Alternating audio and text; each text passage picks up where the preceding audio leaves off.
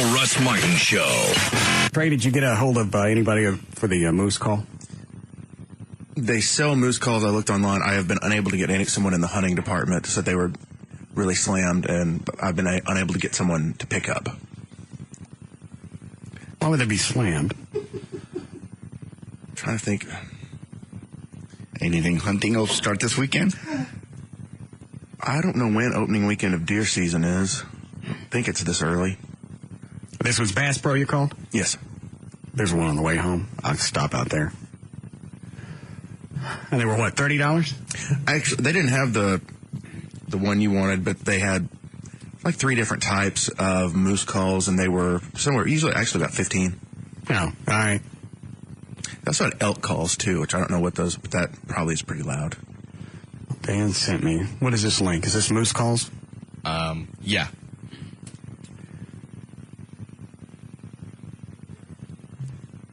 Well, these are just waves. Now, is this actual moose calls, or are these actually moose? Well, a couple of them, they're either moose calls or moose. I think it's actual moose. All right. Here's one. Moose.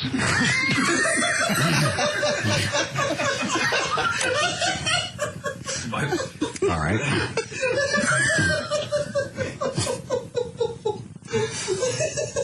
Very effective. Got my attention. What do you want to do, Flo? See, I know the reason he stuck the fork on there, because he knew sooner or later it was going to end up on him. Yes. Give me a plastic fork out of the drawer. Oh, Jesus. Here we go. What? You going to do it to yourself? I got to know.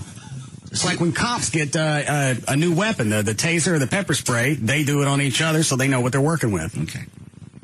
Just do it light. Don't do it like you do when you punch yourself in the head. Why? Because just to get it warm up to it. See if it hurts a little, and then if it does, you know you go all the way back. Knife hurts too. A knife? Yeah. I think the spoon's the best because you're going to have a single point of impact. I had a good fork in here, but it disappeared. Those are kind of cheap. How do you do it? Just like this? Yeah. Okay. Let me go get a real. Can I go get a real plastic fork? Because those are dirt dog cheap things. Go ahead. Okay. Idiot just went to get himself a bigger stick. And he volunteered for it. How about I go get a bigger one? Yeah. That's not good. My problem is he's probably gone to Taco Bell to get it. Yeah. How's that feel? It's not something that I would check off on a menu. I see. But It doesn't. You don't look like you're in pain. You keep doing it. So the fork hurt worse, being that it has little pointed edges? I don't think you do the pointed edges at your head. Oh. You could.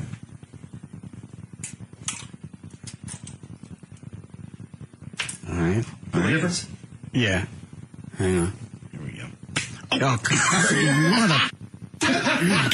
Told you. It sounded sharp. Hang on. Do it again. Ow. Bastard! Why does it matter who did it? Yeah, you wince and turn away like, maybe this won't hurt if I squinch. All right, we'll do this. All right. You want this, or you going to use your... I'll take that. All right, Trey, you want to do it to him? Sure.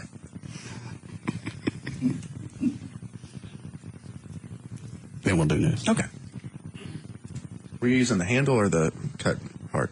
I was holding the handle and flapping myself with a blade.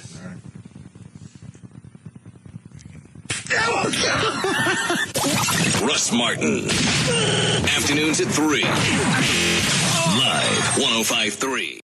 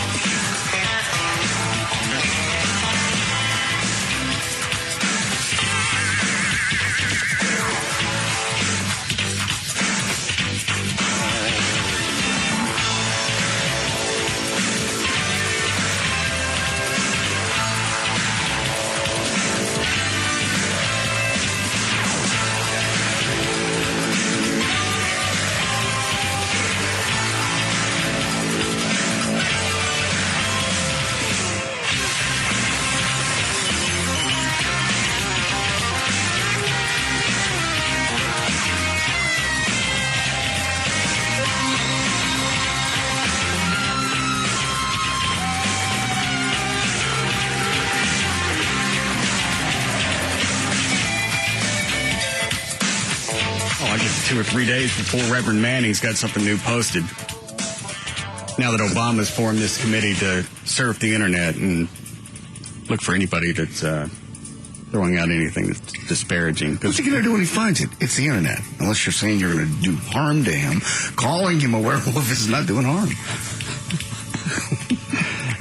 And that's what this entire committee is going after. Yeah. It's all based on Manning, because I can't think of too many other things that really stand out like Reverend Manning as far as being anti-Obama. I haven't heard anything.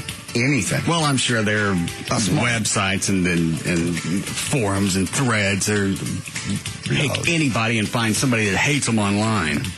Oh, there's a lot of stuff on YouTube that people put together, that are against him, talking about how did he really attend a church for 20 years and yet not pick up any. Well, that's a valid point.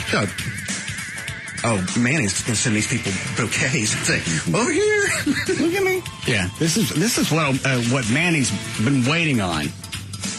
Because Obama's afraid that anybody's going to hear or see this stuff online, and it's going to damn my chances against John McCain. Is Manning the one that said the police and FBI and CIA were all after him?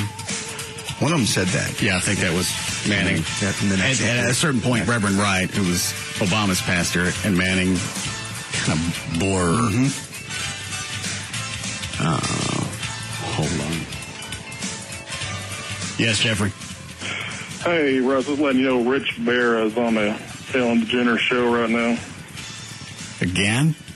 Mm-hmm. Summer rerun? Who's he on with? It could be a rerun. It is a rerun. All right. Well, never mind. I forgot why they were on in the first place. I think it was a car giveaway. That was it. Yeah, they'd done a contest and given away a bunch of cars. Or a car to somebody, a listener. What channel is Ellen on? 5, I believe. Funny you'd know that, Trey. And let's see. You're going to get yourself all twisted off again about Rich Barrow. Let's go back to the Obama thing. Oh, they're in the middle of the spot. I've actually got the story about Obama saying that he's recruiting senior staff to fight internet smear campaigns that could damage his chances against John McCain in the 2008 presidential election. The new unit will combat online rumor campaigns, including allegations. Why'd you just spit up, John? The new unit. Some kind of a movie plot. Well, it's the way the story reads. The new unit will combat. You're internet dork. Come on. Anyway, allegations that he is neither a Christian nor a patriotic American. That's just the very tip of what Manning started with. Oh, my God, yeah. None of it stuck, so you're right. He's going to think, this is it. They're getting a unit to come after me. Yeah, the FBI and whoever. I still didn't get why he said that the authorities were in his yard either watching him or looking for something. Trey, you went through all of that. Do you remember? Yeah, I mean, he was basically saying if he becomes presidential nominee, that the CIA and FBI and National Police would be all over him, monitoring him and shutting him up because he would be speaking the truth about someone and they don't want the truth to come out. Well, they haven't shut him up, but they've made a step in that direction where now they've got the unit. It's going to scan the internet. They ain't got to scan the internet. All they got to do is go to Manning's website. Yeah. Well, what are you going to do? It's with him, it's free speech and it's religious speech. Well, free speech isn't covered if you're really calling somebody the Antichrist and you've got really no documentation. You're saying that Obama's been blowing his pastor for the past 20 years. That's something I'd like some type of documentation or at least a nice Polaroid. And even though he's a public figure, at a certain point, you do reach a line that legally you can't cross, and I'm pretty sure he ran past that months ago. Yeah. Just because Obama's been in the limelight, there is a certain protection that people, as far as satire, and Manning may even come back and say all of this was satire. And I'm to get attention from the church. I'm constitutionally protected. Good. What is the fine line? Is it defamation of character? I mean, you can call anybody anything. You got it, but you don't really have to prove it as long as you're not doing damage to them.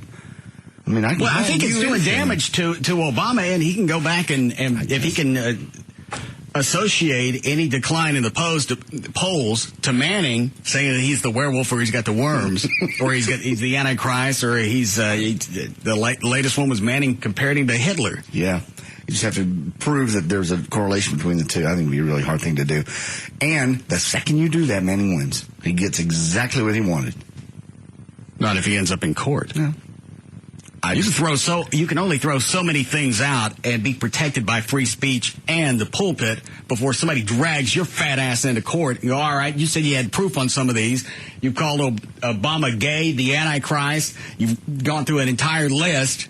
We're going to let you off on the werewolf thing because you haven't said that. We got some other guy we're dragging in for that. I said it from the pulpit, and I said it because God told me.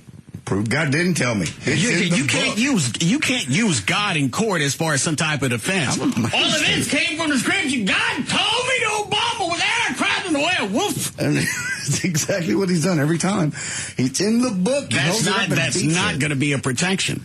And he may have hosed himself, like JD, when you said that Reverend Manning said that he had proof about him being gay, whatever. That's right. Because had he never thrown that out, he might have been in a gray enough area. But by saying, I've got the proof. I don't even know how that makes it a gray area. There is a guy, you got to remember, there is a guy out there that, has stood up and said, had he smoked crack and gave Obama a blowjob in the back of a limousine, and they have tried to discredit him as much as possible, but, he waves around and goes, I'll take a lie detector test, I'll do anything, this happened. So that's, because Manning even mentions him in one of his sermons. So there is some, you can't call it factual, but he's not the first person to say Obama has had relations with another man. But he said he has proof. He says says proof that of Obama's bad character. Now that's an incredibly big gray area. And what was the story today that Obama went back to smoking? Yeah. That's the other one. He's been struggling with it throughout the campaign. He keeps showing the nicotine gum. Yeah, I said, Senator, you have a damn... you go ahead. Senator Barack Obama told reporters in St. Louis today he's fallen off the wagon and smoked cigarettes in the past few months. The presumptive Democratic nominee has been open about his smoking in the past, once a heavy smoker. If Hillary Clinton does not get the nomination for president, I will not vote for Obama, not just because of Obama, but because I feel the Democratic Party has left me. He can smoke all he wants. It's too late. To get you back on his team? I'm not smoking anything that even starts with O. But he smokes now. He's your buddy. Well, he started smoking too late. He started smoking when he knew he was going to lose my vote.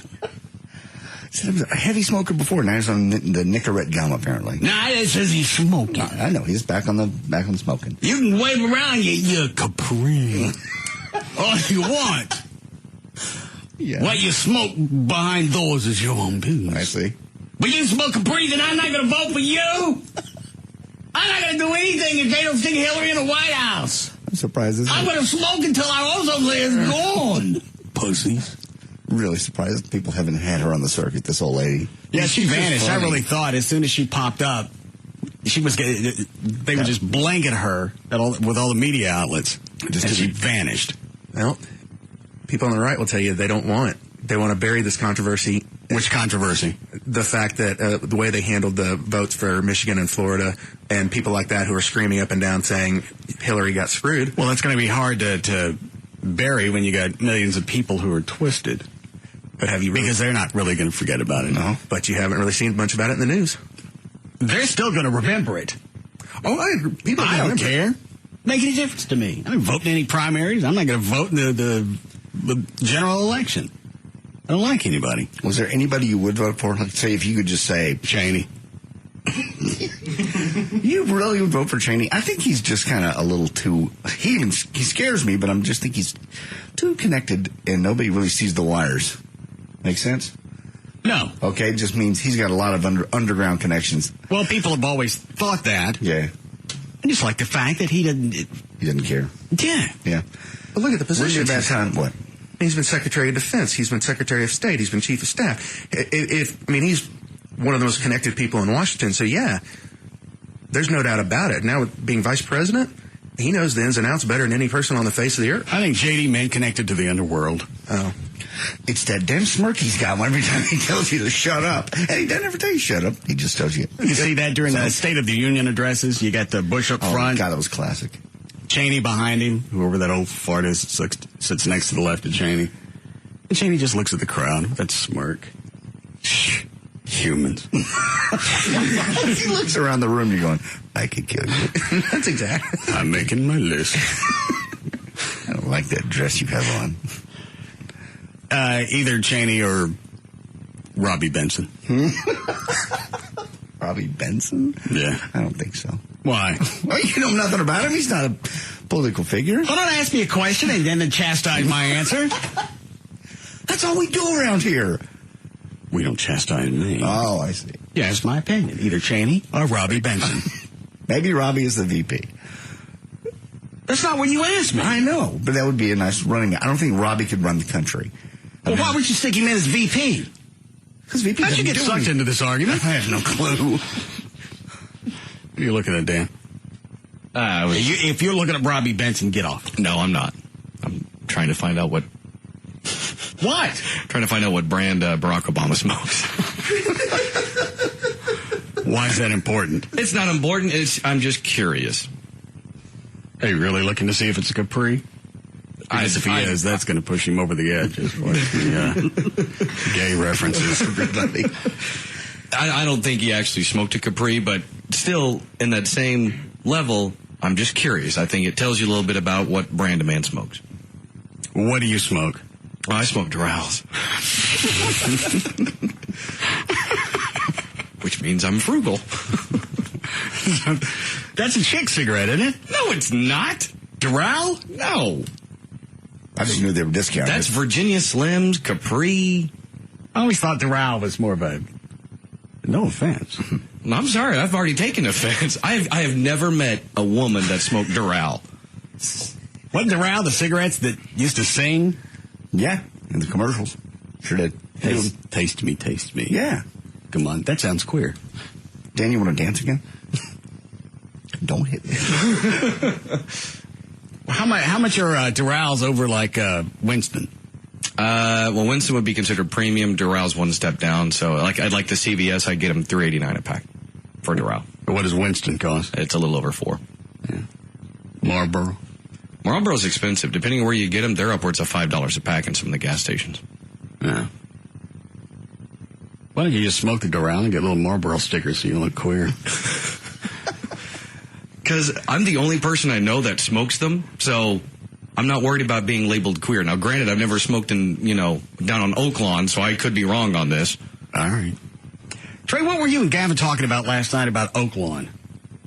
Oh, it's I hate to sound too eclectic here, but there was a time. They were both Trey and Gavin were going back and forth bitching about what? Well, it's all torn up, the road construction, and that's really the easiest way for us to get from where we live, for Fitzhugh, my office, to 35 to get here. Yeah. And it's a nightmare. I mean, there's some days you can get stuck there for 20 minutes, and it's a... So what were you guys trying comparing routes? Yeah, I mean, it's like a game now, trying to find the best alternate route to get here. I'd take 114. All right. 114 doesn't quite work for me. Well, all right. Go ahead. So we were just talking about, different ways, because it really is a nightmare. What do you take, John? I take a 114. Yeah. Go ahead. It's just a nightmare to get here and not get stuck in 30 minutes of traffic, so we all try different routes of... I take 114. I don't live around 114. Yeah, all right. So go ahead. So it's whether you take 75 over to Woodall Rogers and then the 35, or... You take, John? I take the 114. Fast. I take Wycliffe down. It is fast. Oh, it's quick. Yeah. I drove so fast once, almost went back in time. I actually had to slow down so I didn't have to do the same show. I take 114. Go ahead. No construction at all. Take Wycliffe. Yeah, there's no construction. I drive so fast I have to wear a helmet. It's a rule. Sometimes go down to McKinney and then get on Woodall Rogers. Why don't you try 114? Because 114 anywhere around me. I take 114. How do you take 114? We tell you, everybody knows, right? That means everyone in Dallas will start taking 114. Why don't you drive on the Big Boys Freeway instead of driving through Oak Lawn? Sometimes that ain't a pothole, you know. So you guys get it worked out? Yeah, we're still trying different routes. I'd take 114. Take 114 also. It's just, it's been 2.5 years, and there's just no end in sight, and it's just a real pain in the ass. I paid cruise at Walnut Hill. What is it, Kevin? Totally agree with Trey. It's 2.5 years. If this was happening near your house, you'd be bitching every day.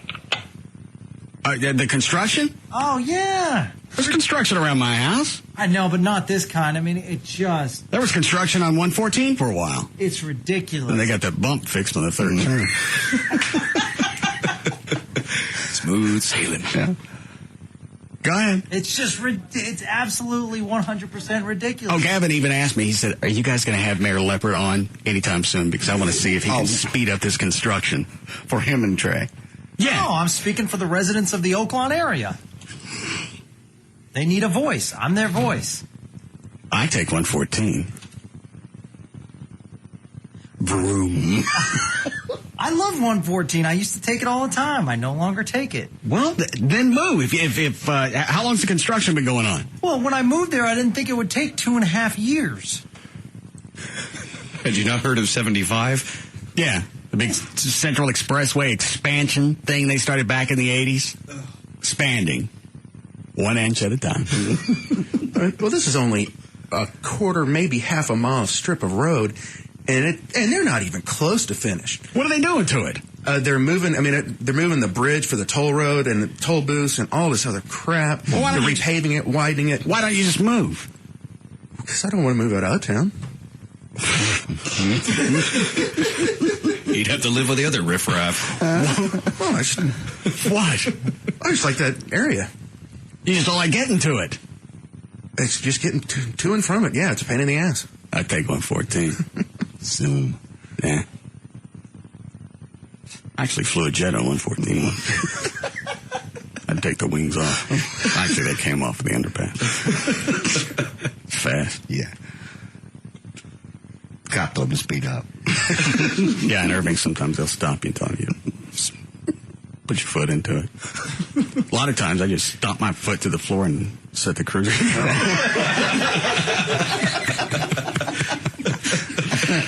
I think Mayor Leopard's going to be on next week if you want me to ask him about it. That'd be great. I forget what it is that he's pushing. I don't know if it's the renaming of industrial or what. How are we doing, Clay? Do we? All right. Anything else you want me to address with the mayor? No, I just don't want it to be all about Trey and myself, but seriously, it's a big issue. Well, the only reason that you're interested in it is because you got to suffer through it. I think a lot of people do. I just don't understand. They do this on the East Coast. They do it when I lived in Nevada. They set up lights and they work in the overnight hours. They used to do that. I don't know if it was the danger of drunk drivers. I don't know what. Right, they used to. I don't know what the reasoning was. I'd rather work at night only because it's going to be cooler and you don't have as much going on. I don't know why everything has to be during the day during rush hour. I'd take 114. I'm nowhere near 114. Okay. I passed the Tide car coming in yesterday. Twice. Yeah. Lefty. Yeah. Deep break. We'll be back.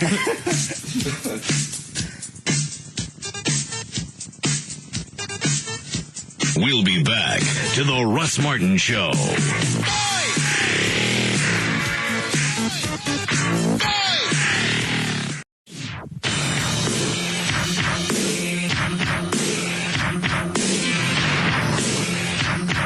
Now, back to the Russ Martin Show.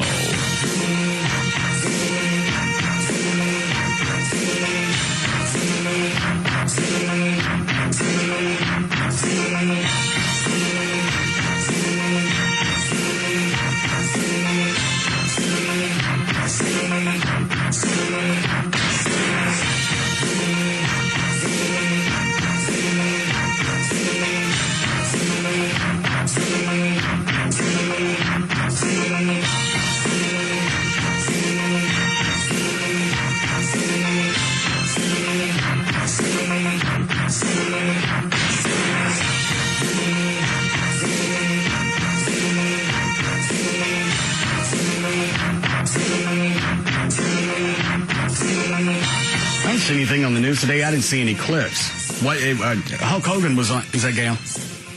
Hulk Hogan was on Larry. Was it last night? Larry King last night, yeah. I pulled some audio if you want to hear it. Was he able to do any damage control? He tried, but he didn't succeed. I think he made it look worse. And a couple of the questions, yeah. Hold on a second. Hi, Gail. Hi there. What do you got? Toyota of Richardson and Reliant Energy. And as far as accidents, it looks like we are doing without. 45 minutes ago, we had a bunch of them, and now there's nothing. That's good. I-30 westbound between Munger and Central is heavy. That should be the light side of travel, though. Southbound Simmons heavy from Oak Lawn to Industrial, and in Fort Worth, the North Freeway is pretty much packed between 820 and I-30. I'm Gail Lightfoot on The Russ Martin Show. It's going to warm again. 77 for the low tonight. Mid-90s the rest of the week. Maybe some showers on Saturday. We have 93 now at Live 105.3. I was right in the middle of spitting tobacco out, and Gail wrapped up, you little whore. God. I was over on the other side of the room spitting, and she goes, that's traffic by. She didn't know what you were doing. I get more of a heads up from her. Now, her last day is next Wednesday. Mm-hmm. And then when did she say she starts mornings with Larry Dixon? I think you said almost immediately after that, Thursday or Friday. Do you remember, Gavin? I think she waits like a little bit, like 4 days, and then she starts. And the Twisters change in formats? That's correct. And it's a sucky place to be because I've been there. When management and everybody knows there's a change coming, but you're still on the air. You're still the guy that has to go. 7:23, here's George Strait. Wow, it's a good day, isn't it? By the way, I hate my life.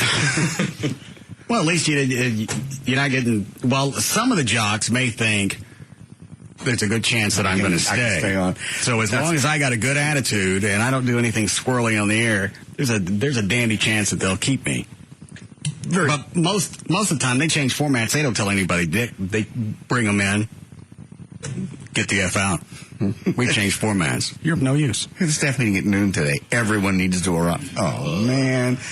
I've been there. Oh, God. Walked in. The nameplates were already off the doors. That was at KAFM 92.5. Who was the program director that liked to bring people into his office with the Army men? Buzz Bennett. That's my favorite. Lined everybody up, gave them a little name on their soldier, and we're going to do some changes here. You're one of them. It blows if you're one of the guys that just lost in musical Army men. But it's funny to watch. Yeah, Buzz didn't really care much about anything. He was a good program director, he really was, but it's over. What's the difference if I tell you sugary and hold your hand, you cry on my shoulder, if I go, you're off? I'd rather have it quicker, because if somebody sets you down and they start with, I got bad news. Dude, just telling me you got bad news isn't breaking the ice. Let me sit down and you're fired. Then we can go back and visit about the other stuff. I'm already in your office. I know something's going on. Yeah, just tell me so I don't have the chance to beg for my job. Look pathetic. I told you I got it on the phone one time, and at first it pissed me off. Then when I hung up, I went, actually, that's pretty nice. That was a nice way to do it, because I didn't have to drive in, I didn't have to drive across town, just to be told, no, come in tonight. And during the entire drive, you're going to have the anxiety going on. And what's going on? What did I do? What am I getting chewed for? What do I even deserve? What's going on? Just give me the heads up. You're out. Phone call lasted 60 seconds. I went to the lake. It's a perfect day. Which station was this? That was Dan Halliburton at KPLX. I got popped because I was doing 10 to, long story short, they redid these schedules and they eliminated one person. And I was that person. Oh. How many times you get popped? KAFM. Yeah. That was for jogging in the middle of the night in the halls, right? Well, possibly that, or maybe the fact that Mr. Shambi had somebody else he wanted to put in that position. That's what everybody else told me anyway. You didn't think it was the fact that he kept catching you doing aerobics in the middle of the night? He only caught me once. He came up and checked on you for a reason. There was no... 3 in the morning, I know. Yeah, he had no business being there at 3 in the morning. Maybe somebody ratted me out. I didn't. I was running your board for you. Well, you were. I was on the AM station. JD was on the FM. Hotline rings. And Russ goes, no, he's out jogging. Why don't you drop by and say hi? No.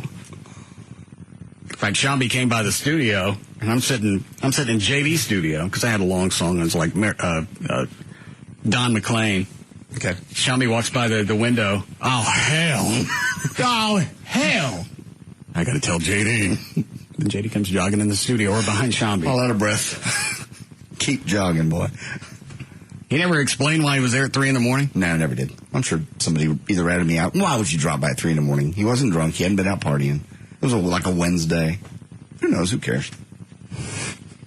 Okay. But those were the only two. Oh, hold on.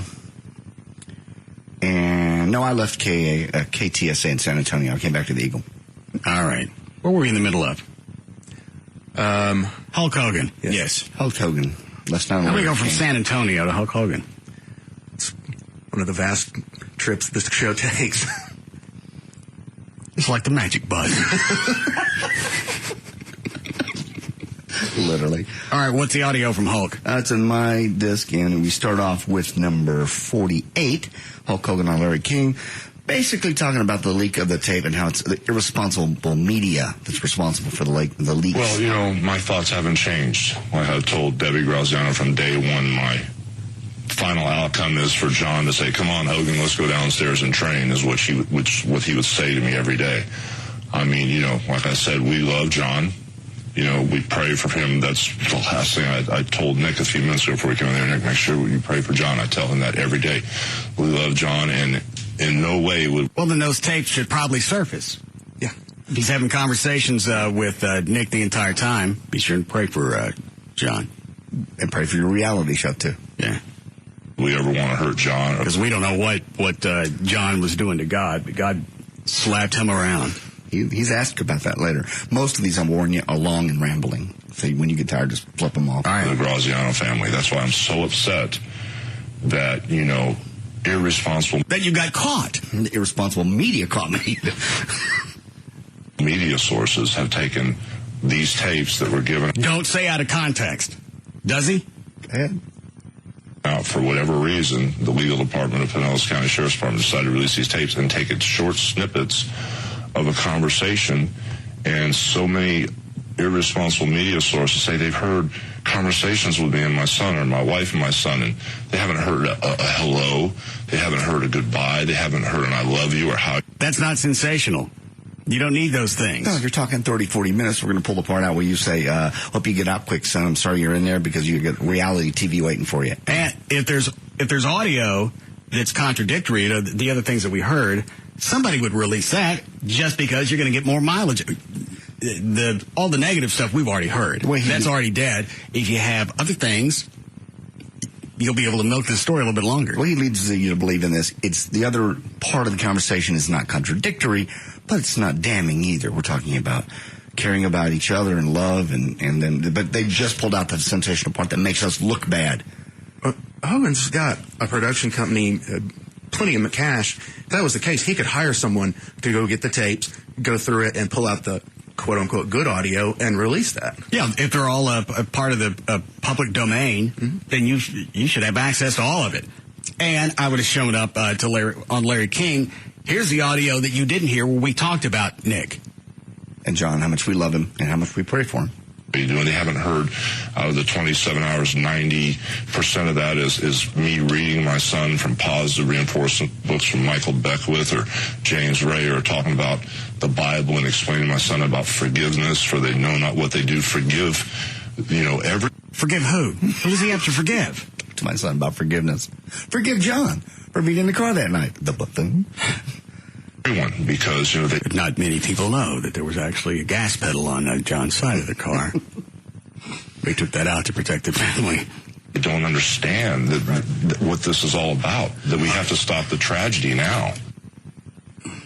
All right. He said in the 49ers basically said Nick really wasn't racing that night. When, Gus? This is a good one. By the way, just so we clear this up, it was reported he was racing another car. Reported the second car was a Dodge Viper. And that car was also yours. Yes, do you know who was in that car? Yes, I do. Danny Jacobs and their friend Barry. And they were racing? No, sir, they were not. They weren't. That's a These were just two cars out on the road? Well, these were two cars heading to a restaurant. I see. But they weren't. They were zooming. They were on the 114. It's very, very fast out there. It's two cars on the way to a restaurant. Very. Now, who's the guy in Hulk's car? I guess two more friends of Nick's. So more teens in high-performance vehicles. Yeah, because I remember Danny. Because I remember Linda Hogan mentioning John and Danny being over at the house. Obviously, that's a good friend of Nick's. And all the 911 calls said, the moment it was over, there's two cars racing and one of them's just flipped out. All right. That car. Yes, I do. Danny Jacobs and their friend Barry. And they were racing. No, sir, they were not. They weren't. That's a These were just two cars out on the road? Well, these were two cars heading to a restaurant. I see. But they weren't zooming. From everything that we have in the videotapes of the businesses along the route, everything from the witnesses that said they were racing is not true what we've seen on the video. Have you seen the pictures of the car when it came to rest? What was it Nick hit? Telephone pole? All right. Came up against, hit a hole, rolled up against a tree. Part of the car was gone, right? Yep. Yes. Okay. The next one is Nick was not drunk that night. Okay. Didn't they do a blood test on him? There was alcohol involved. Nick was not drunk that night. Okay. Drinking involved? There was alcohol in his system, yes, sir. Your son had to be at fault somewhere. I mean, he crashed, right? Well, do you have kind of a lot of mixed emotions? I'm torn, Larry, because it's... I'd like to actually hear the answer to that. Your son's at fault somewhere, yes? Yes? Not in this interview. It's a 17-year-old child that's with a 23 or 24-year-old mature adult that just came back from Iraq. So I'm trying to rationalize the situation and knowing John. What's to rationalize? Oh, my God. A 23-year-old adult that just came back from Iraq. They keep playing that up. What, Trey? He's going to try to say that... Then he gave him the alcohol. Uh-huh. 17. That's why I'm torn. Year-old child that's with a 23 or 24-year-old mature adult that just came back from Iraq. So I'm trying to rationalize the situation and knowing John the way I knew John. If there was any situation that was not right or out of control, knowing John the way I knew him, I figured John would take control if there was a problem. That's why I thought it was an accident. And when we talk about the alcohol, Nick wasn't charged with DUI. They didn't. The limit was not charged with DUI. No, sir. The limit was a point, whatever. It was close to a .03, and there was alcohol in the system, and certainly I know we don't condone that. Not at all. But some people have a misunderstanding. All right, well, then that's part of the story that I misunderstood because I thought he was drunk. And if he wasn't charged with DUI, then that one's out. Understanding of what actually occurred as far as trying to believe there was a DUI type accident. He was not charged with that. No, he wasn't, sir. Next one is talking about the reality show talk that you heard from the jail. Yeah. That was all just a morale booster. That was just to make Nick feel better. I just wish that someone would play the 2 hours before. Well, why don't you go get it? You could have brought it with you. Go check your bag.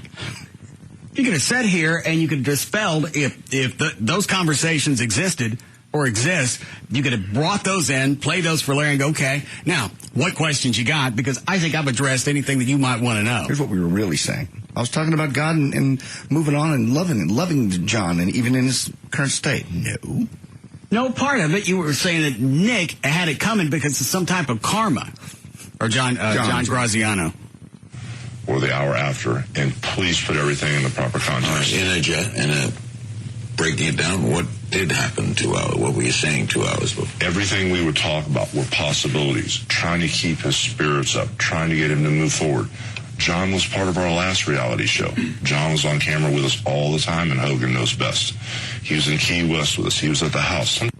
The show was called Hogan Knows Best? Yes. They had to cut around the scenes with John in him. He was in the show so much. As we talked about possibilities, always having John in our vision. And, there were times when I told Debbie, I will not accept a doctor's opinion. Debbie, we pray for a miracle. We pray for Jesus' healing, for the final outcome. We pray for Jesus' healing. We thank Jesus for healing John. Praying in a situation like this is part of the aftermath. Being a little proactive, especially if it's Nick, right? Yes. If he had a history of drag racing and smashing cars. Larry never addressed that. That's what you're saying. Then why not be proactive? And Larry never really gets to the really hard questions. Well, he can. Otherwise, nobody will go on his show. That's true. On 150%. And throughout all these conversations, whether it was a reality show or whatever, I was trying to help my son get through this. I was trying to give him some hope. All right, and that's a valid point. True. Yeah. If you're trying to get him just day by day, get him through being in that cell, dandy. You talk about the future. Had you addressed this before all of it happened, said, you know what, you smashed up, I'll even spot you 2 cars. You smashed up 2 cars. You're not getting another one. That would have been the end of that. Yeah, exactly. Why do you continue to give him cars? And knowing how he drives, knowing that he's underage. And I love how Hulk goes, a child, not a young man, which is what he was, a child and a full-grown adult. We talked about going to the beach with John. We talked about reality shows with John. We talked about getting back up and running, getting back to where we started. Everything, if you look at But John can't help us out now because of that freaking coma. Because he was a negative person. Every time we try and bring him into something, he goes into a coma.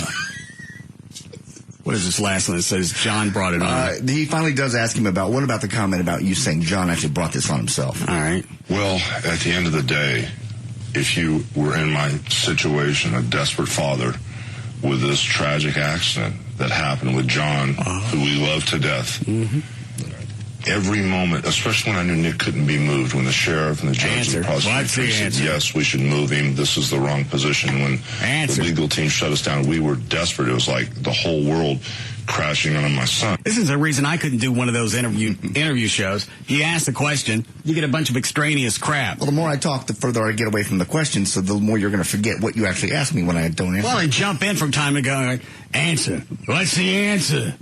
Answer me. Sit in, smoke until you answer. And solitary confinement, most hardened criminals unravel after 2 or 3 days. Nick survived. Now, he's already asked the question. What about the comment you made about John bringing it on himself? Yes. I've been there 28, 29 days.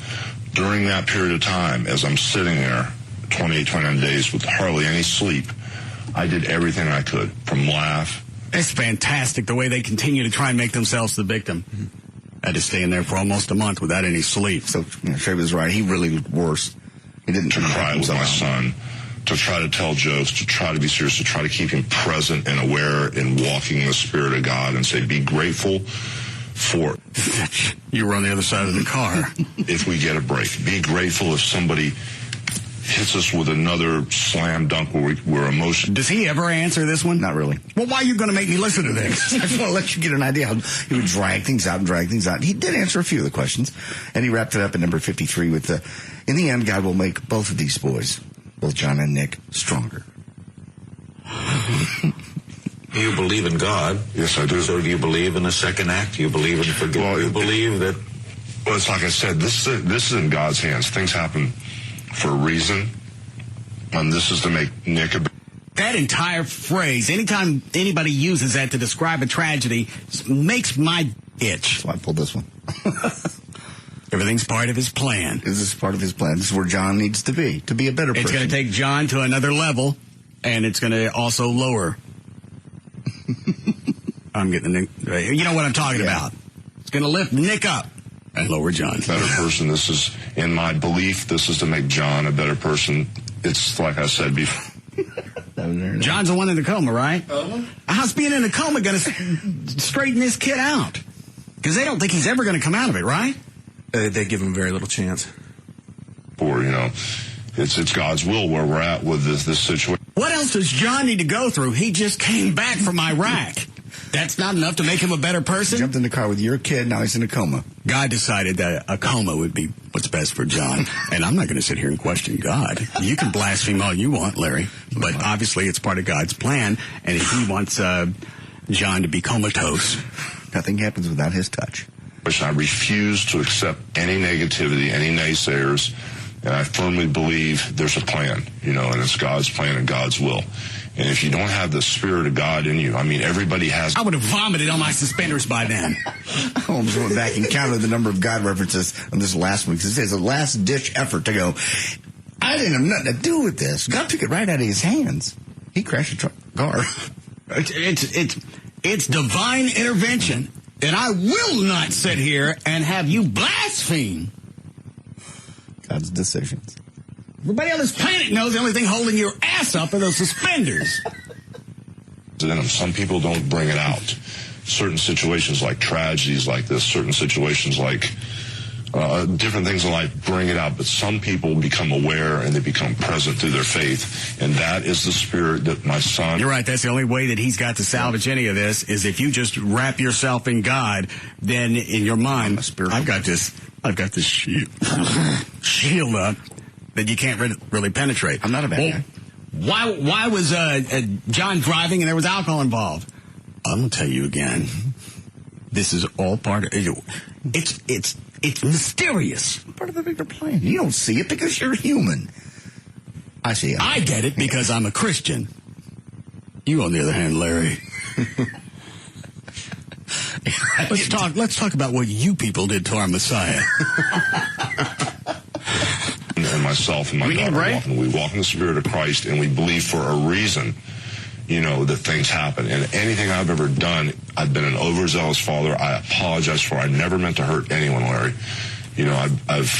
I'm this constant, maybe overbearing. And I believe that. I'm sure John was part of the family, and he never intended for any of this to happen. But if this goes on over and over, you're asking for some type of tragedy. An overbearing father also watches a child that is misbehaving and corrects that behavior. Does not give them keys to another car and go, you know what? Maybe it was just a bad day the last 2 times you wrecked the cars. Here, go down with your buddies. Now, John, Nick's in prison for what at this point? I want to say it's like reckless driving, something along those lines. All right, well, here's a valid question. Yes, Anthony. My question is, if that dude dies in the hospital, either dies or if they pull the plug on him, is Hogan going to get charged for vehicular homicide? Yeah, that's why I asked, why is he in there now if they're holding Nick responsible for the coma or any of the aftermath? If he dies, yeah, you would think manslaughter would come into play there. Yeah, that's what I was kind of wondering, because it sounds like he's still getting off too freaking easy. Well, could you say, you're right. Say you can't be charged twice for the same crime, but it'd be a different crime. Yeah, the guy died. Yep. That's a real good question. Maybe the doctors are saying, hey, you know what, this John thing, his situation is probably going to be 20 years, so let's go ahead and get Nick in prison now and get that over with. And then if it happens down the road, then we can deal with it then. Well, you've seen charges change before. Somebody shoots a police officer, they're charged with aggravated assault with a deadly weapon, and the officer dies, and then he goes to capital murder. So obviously, yeah, things can change. It get worse for him.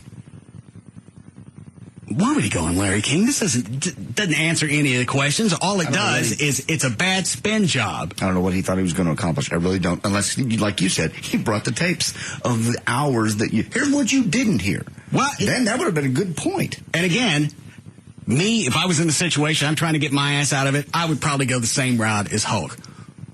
But why not go in and just eat it? You know what? I was an idiot. I gave the kid car after car. I knew better. I wanted to, because he was my kid, I wanted him to have something nice, and I blew it. And now somebody's in a coma, and it's my responsibility. Does that get, well, because of the... That's going to feed a civil trial if you get sued, but that's still the way to address that. And I know that's simplistic, but really anything else that you get out of him is going to be a spin job, and nobody's going to buy it. That's the way to stop the spin and stop the questions, but you're right, the lawyers would never let him do that. It does, and I hate to say it, but it does make you ask the question, why didn't John, who is older, a Marine, slap Nick and say, slow the F down? He might have been goading him along. Yeah. Hey, they're going to beat us to the restaurant. Step on it. It still doesn't make any difference. Whatever your passenger's doing, you're still in control. And at that point, you got to eat anything that happens. Again, the whole argument of he got in the car with him. He was the adult. But this poor child, that part really twists me. Yeah, I'm torn. Yeah. You have a child with a guy that just came back from Iraq. What are you torn about? You're torn because you got no answer for any of this, and you found no way to spin it but to bring God into it and just say it's part of his plan. Wrap this up around the... I got some kind of rash growing on my crank right now, and it's driving me nuts. All right. Just the fact that they always bring that in there. Yeah. Well, God was watching over Nick. But didn't have a chance to look the other side of the car. Sometimes God's myopic. Maybe God's got a floaty eye. We know he's buck-toothed. Don't do that. Do we need a break? Yeah. All right, we'll be back.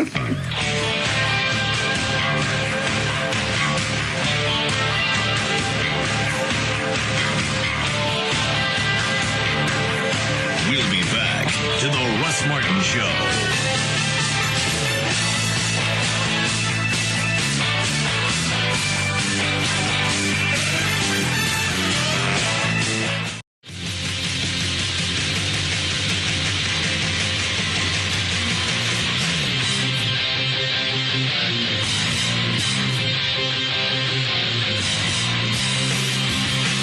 Now, back to the Russ Martin Show.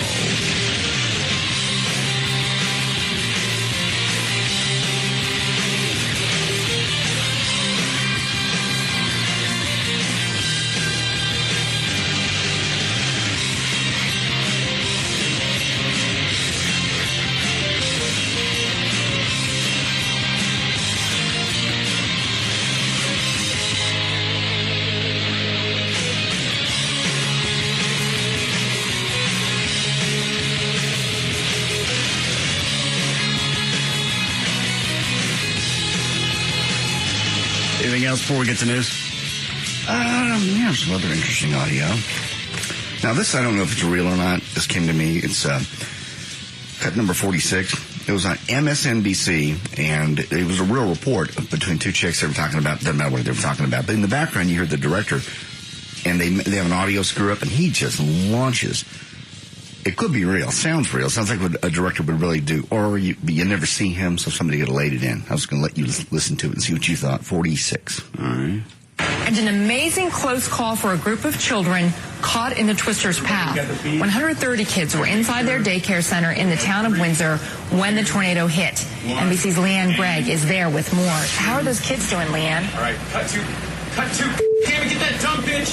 Leanne, can you hear me? Get her on the... She can't hear me, so we'll work. Why would there be a mic in the director's booth? That's happened before, actually. I don't know why it would be able to be fed into the regular board, but it did happen on Channel 5 not too long ago.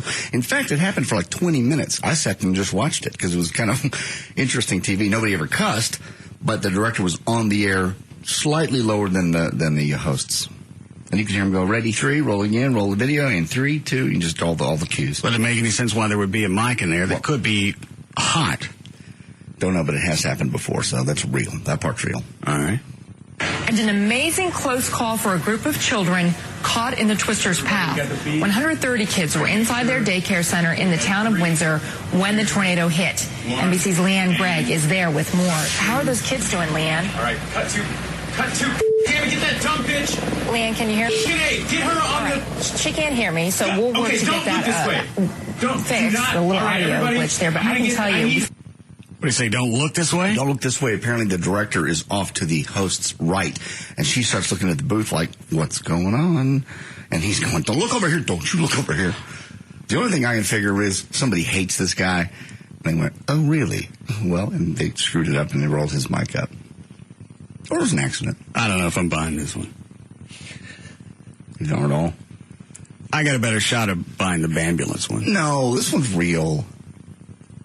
Every time you hand me something, it's real. This is real. The ambulance, I went back and agreed. You're probably, maybe, right. And what about the guy that is leaving a voicemail for somebody and sees an accident with these old women and does a play-by-play? That's real. That happened. That was in traffic. You could tell the timing was right, and it wasn't even believable acting. It was great acting. And he's talking about something else, and then he sees the women fighting. He starts laughing. Never reacts on the voicemail that he's leaving. Oh, hell, there's an accident. I got to go. You get out and you check on him. Everything was play-by-play. Then finally he gets to the end. He can actually tell you what version of the Bible, King James Version, that the old lady's beating the guy with. He might have made that part of it. Hey, get her on the... She can't hear me, so we'll work to get that fixed. A little audio glitch there, but I can tell you, we saw this coming into us yesterday. Roofs ripped off. We saw devastated... The chick keeps glancing over at the director. The anchor. Like, that's got to be hard. You got that going on in your head. All right, so they're doing a satellite interview? Yeah, split-screen satellite interview. The other chick is a reporter on the street. They go to her. Her doesn't have the earpiece in. All right. Windsor when the tornado hit. NBC's Leanne Gregg is there with more. How are those kids doing, Leanne? All right, cut to. Can't get that dumb bitch. Leanne, can you hear me? Get her on the... She can't hear me, so we'll work to get that fix the little audio glitch there, but I can tell you, we saw this coming into us yesterday. Roofs ripped off. We saw devastated buildings throughout the town of Windsor. We know, here was the video that we saw live yesterday, little kids being carried out. Now I hear that we've had our audio problems fixed with Leanne Gregg. I was just talking about the daycare out there with those children, Leanne. Are they all okay? Yeah, they are all okay, Contessa. Now I can hear you. This local paper accurately describes what it was like, what the tornado was like for a lot of people in this community. If she mentions this, she's fired. Tell her she's fired if she mentions this. We're talking about the anchor or the reporter? I don't know which one. I would say the anchor. I ain't buying this one. Why? It's real. It happened. That one's real. You even set it up with the qualified it. Wow, this one might not be real. Listen, it's real. I mean, have you watched the video? Yeah. The video matches exactly what's going on. I could do that with any newscast. But this one... You sit there and you just do the voiceover later. I have one that happened... Don't look at me. Don't look at me. I have one that happened at Channel 5, and I know that happened because I heard it live. And an amazing close call for a group of children caught in the twister's path. 130 kids were inside their daycare center in the town of... Well, here's the other thing. He's screaming at the anchor, don't look at me. Is his feet in her ear all the time or only when he's talking to her? I would say it'd be all the time, wouldn't it? All right, so how's she going to focus on what's going on if you got all this crap feeding into your ear? I don't know. You get used to it as an anchor. You hear it all the time. You hear chatter and talk and... I think the only time they talk to them is when they feed them information or they go, we're going to cut to a break or here comes the graphic, whatever. If she's got to listen to this, that's another reason I ain't buying this. Because she's too slow. Because his mic feeding in her ear is not going to come and go with just don't look at me! In 3. Windsor when the tornado hit. NBC's Leanne Gregg is there with more. How are those kids doing, Leanne? All right, cut to. Damn it, get that dumb bitch. Leanne, can you hear me? Hey, get her on the... She can't hear me, so we'll work to get that fix the little audio glitch there. But I can tell you, we saw this coming into us yesterday. Roofs ripped off. We saw devastated buildings throughout the town. And I don't think a director would wig out immediately just because somebody's earpiece isn't in. Oh, there's a lot of them that do. Seriously, you cut to the shot, you see the earpiece isn't in, the reporter can't hear it. They're going to figure it out probably a couple of seconds. I can't hear anything. It's probably because I ain't listening. That's what you do, but you'd be calm. Maybe you'd be calm. I've heard directors do this before. Get just totally twisted when something happens.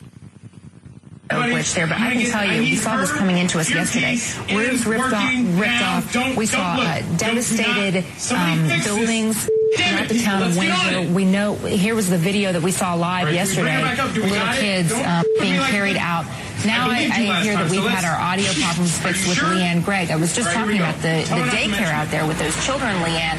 Are they all okay?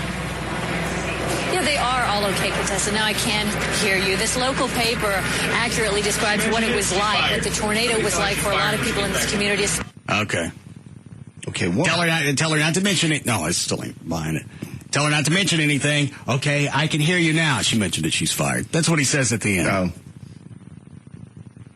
It's real. Clearly. It's MSNBC. God damn, trying here.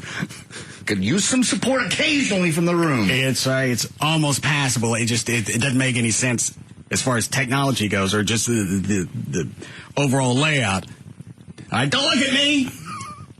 Well, either she can hear the entire conversation or she can't. And I can't imagine any anchor trying to have any kind of composure while you got some dildo screaming in your ear nonstop. He's panicked. Especially if he's calling the reporter up on the satellite a stupid bitch. Well, he can call her whatever he wants. She doesn't have her earpiece in. Yeah, it started out like, okay, yeah, I believe this. But then by the end, it just seemed it seems too over the top. And I don't understand why he says if you mention it, you're fired. How, you've already lost, been up there, seen she couldn't hear. So for her to say, I can hear you now, that makes sense to say. Because it's a bit. It's a host job. It's not real. I can't stand programming that does that. You ready for news, Dan? Yeah. Okay. We okay, Chloe? 4:40, Dan O'Malley's here with news. Thank you, Russ. Wednesday, June 11, 2008. Birthdays today. Hugh Laurie is 49. Joe Montana turns 52. Also turning 52, Mayor of New Orleans, Ray Nagin. Greta Van Susteren turns 54. Frank Beard from ZZ Top is 59. Adrienne Barbeau turns 63. And today, Gene Wilder turns 75. Well, now that she's bowed out of a very costly presidential race, Senator Hillary Rodham Clinton finds herself swimming in an ocean of red ink. Clinton owes herself $11.4 million, plus she has $9.5 million in bills. She could ask for help from her former rival, Senator Barack Obama. The Obama campaign can't give money directly to Clinton to pay off the debt, but it can help with fundraising from its contributors. A campaign election law attorney said Obama still has to raise money for the overall Democratic Party. Election law expert Kenneth Gross said Clinton has about $20 million collected for the general election, but she can't use it without permission from the donors. If I had to start dumping my own money into the campaign, I even think Kinky Friedman said that when he was in the studio. I believe he did, too.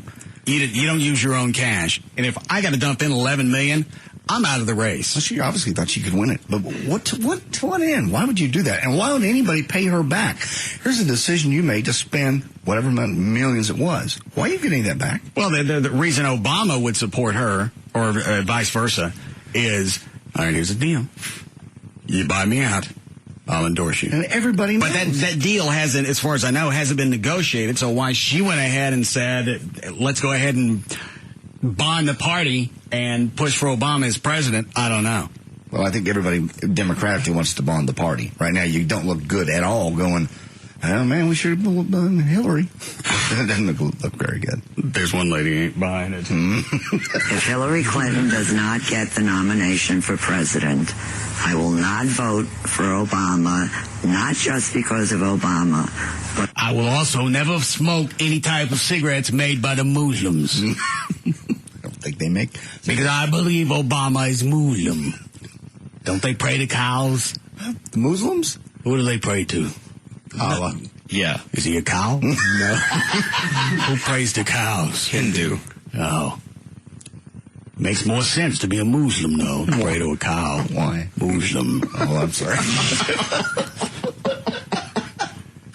The Hindus pray to cows? Yeah. That's one of the 286 gods, I believe. Who else they pray to? How long am I going to do this voice? Actually, hang on. The Hindus have how many gods? 287. Is one of them Jesus? Actually, I think so. If not, he's at least a prophet in their religion. But I think he's one of the 287. Was he up high on the totem pole? Who's number one? Number one in Hindu is Vishnu. That's the half elephant, half man. Yeah, don't you remember the 8-legged baby that came out? They thought that was a reincarnation of one of the gods, the Hindu gods. They thought that was Vishnu. Oh. What, a 8-legged baby? But actually it had like 2 arms, 2 on each side, and then 2 legs on each side. Not the baby. No. Mm-hmm. Yeah. And they thought it was, didn't they end up cutting some of the arms and legs off? Yeah. Well, you don't do that to your God. Well, look what they did to Jesus. I don't think, yeah. Actually, I didn't realize that they had actually amputated some of her limbs. The last I had heard is that she was in her village being set up, lauded as a. Oh, they didn't amputate anything? I don't know. I'm just saying the last I remember is that people were bringing gifts and things to her. So Jesus got beat out by the elephant half man? I believe so, yes. Well, technically they are Hindu, not Christian. What else do they pray to? Actually, my personal favorite is Hanuman. He's the monkey god. They got a monkey god. They have a monkey god. Scamps. Actually, yeah, I remember it came up like 2 years ago here on the show. And you dicking with me? No! You pulling a ambulance? No, I'm not pulling a ambulance. Type in Hanuman into Wikipedia, it'll be a little picture of a monkey.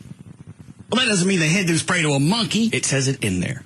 Plus, a very good friend of mine that I do the show with on Saturdays is Hindu, and he's verified it. Why do they pick a monkey to pray to?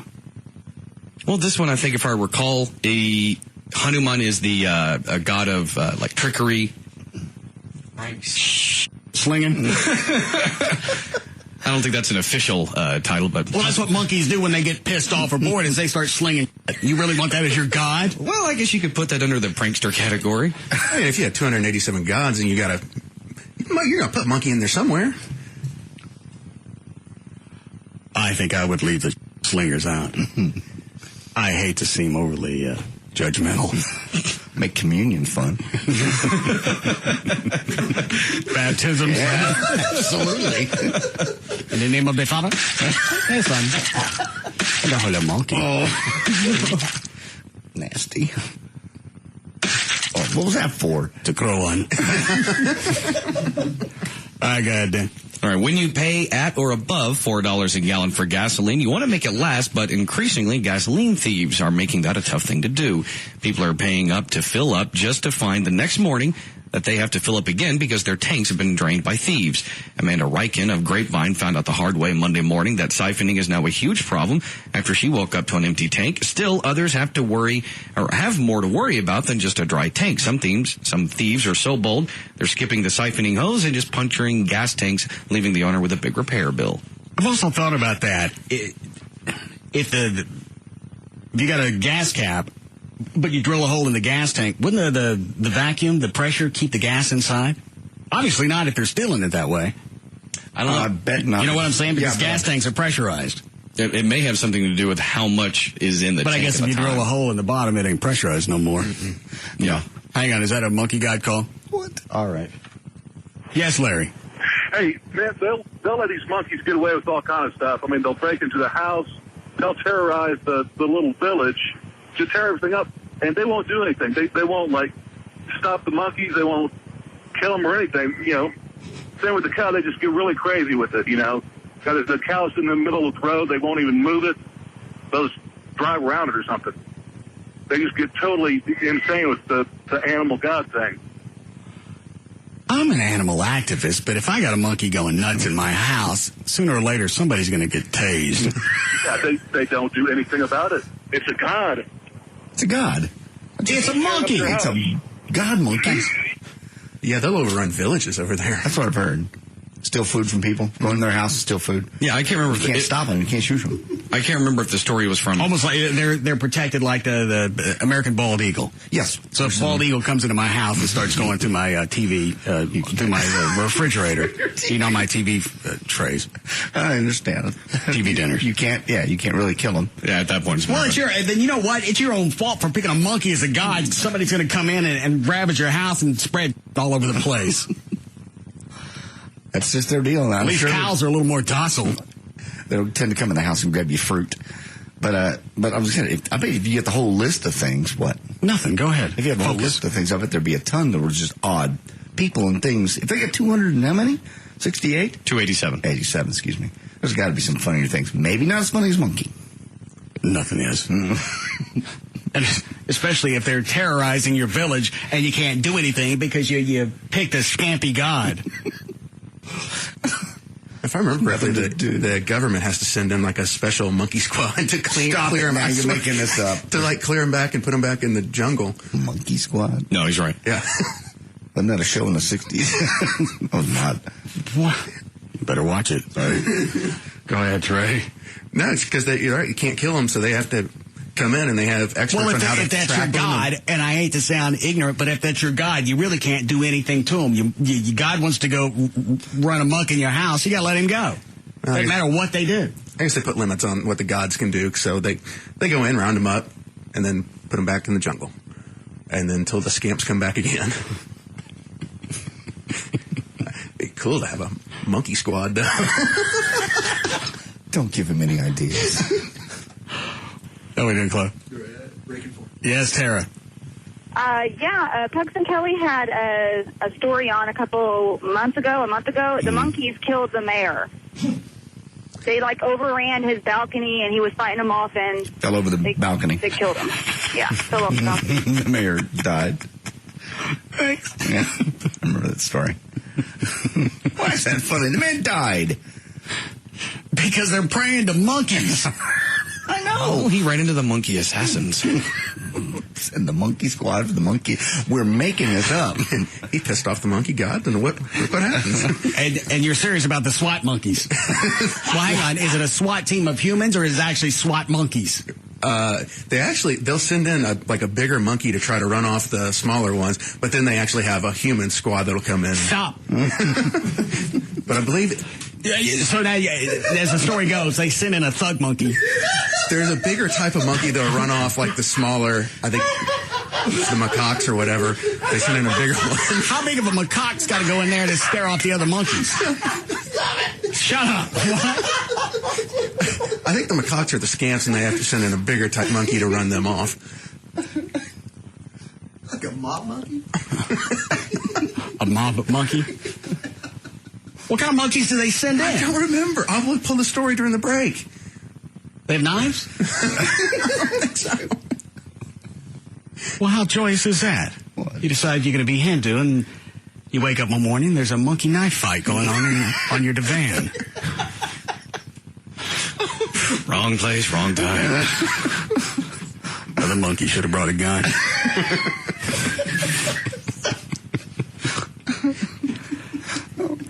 Before I move on from this, you jacking with me? I'm not. They send in thug monkeys to run off the god monkeys. Well, they're all god monkeys, but they're bigger god monkeys that will run off the littler god monkeys. There's a hierarchy of monkey gods? I think they're all equal, but just size-wise, some of the monkey gods are bigger, and they can run off the little monkey gods. But in essence, they're all equal in the monkey's eye. I believe so. October 21st. Shut. Can we break? Yes. Thank you.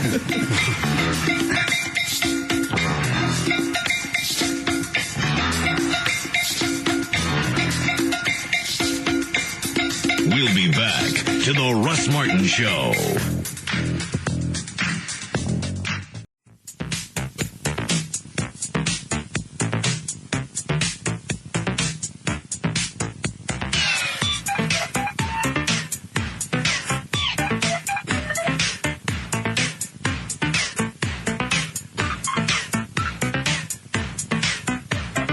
Now, back to the Russ Martin Show. Russ, who is impervious to all that surrounds him. Now at 214-787-1053. Is that Gail? Hi, Gail. Hi, guys. What do you got? I've got Don Davis Auto Group in a wreck on LBJ eastbound, 635 at Preston. It's in the right lane. Traffic's backed up to Simmons. In Arlington on westbound I-30 Tom Landry at Collins, you've got a disabled vehicle in the right lane. It's backed up to Great Southwest Parkway. And on eastbound Northwest Highway before the tollway, the center lane still blocked by a disabled vehicle. I'm Gail Lightfoot on the Russ Martin Show. Thanks, Gail. It's going to be 77 with the low, warm the next few days. Probably up close to 100. 97 tomorrow should be the high. We're 95 now at Live 105.3. What's a link? You just eyeing me? Hanuman on Wikipedia. The monkey god? The one and the same. I don't want to read it. What? I think I'm getting slick-legged. Somebody else emailed, said, it's true. I had a coworker travel over there in India, and at the end of last year, they have guys patrolling the trains with monkeys to scare off the smaller monkeys. Meanwhile, cows stand in the middle of the street blocking traffic because nobody wants to offend the god cows. Dan's got a story about the monkeys being used to get the little monkeys out. And the death of the deputy mayor. All right, go ahead. Sunday, October 21st, 2007. The deputy mayor of the Indian capital of Delhi has died a day after being attacked by a horde of wild monkeys. SS Bashwa suffered serious head injuries when he fell from the first-floor terrace of his home on Saturday morning trying to fight off the monkeys. The city has long struggled to counter its plague of monkeys, which invade government complexes and temples, snatch food, and scare passersby.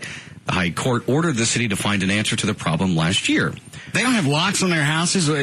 Obviously, if you know that the monkeys are on a tear, then you have some type of monkey block. Monkey block. I think some of the buildings may still have like an open air. All right. Like they do in Mexico. Yeah.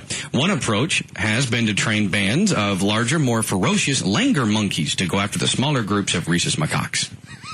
The city has also employed monkey catchers to round them up so they can be moved to forests. Is that all of it? Oh, there's more. The problem has persisted, though, because culling, or trying to kill them off, is seen as unacceptable to devout Hindus who revere the monkeys as a manifestation of the monkey god Hanuman. and often feed them bananas and peanuts. Urban development around the city has also been blamed for destroying the monkeys' natural habitat.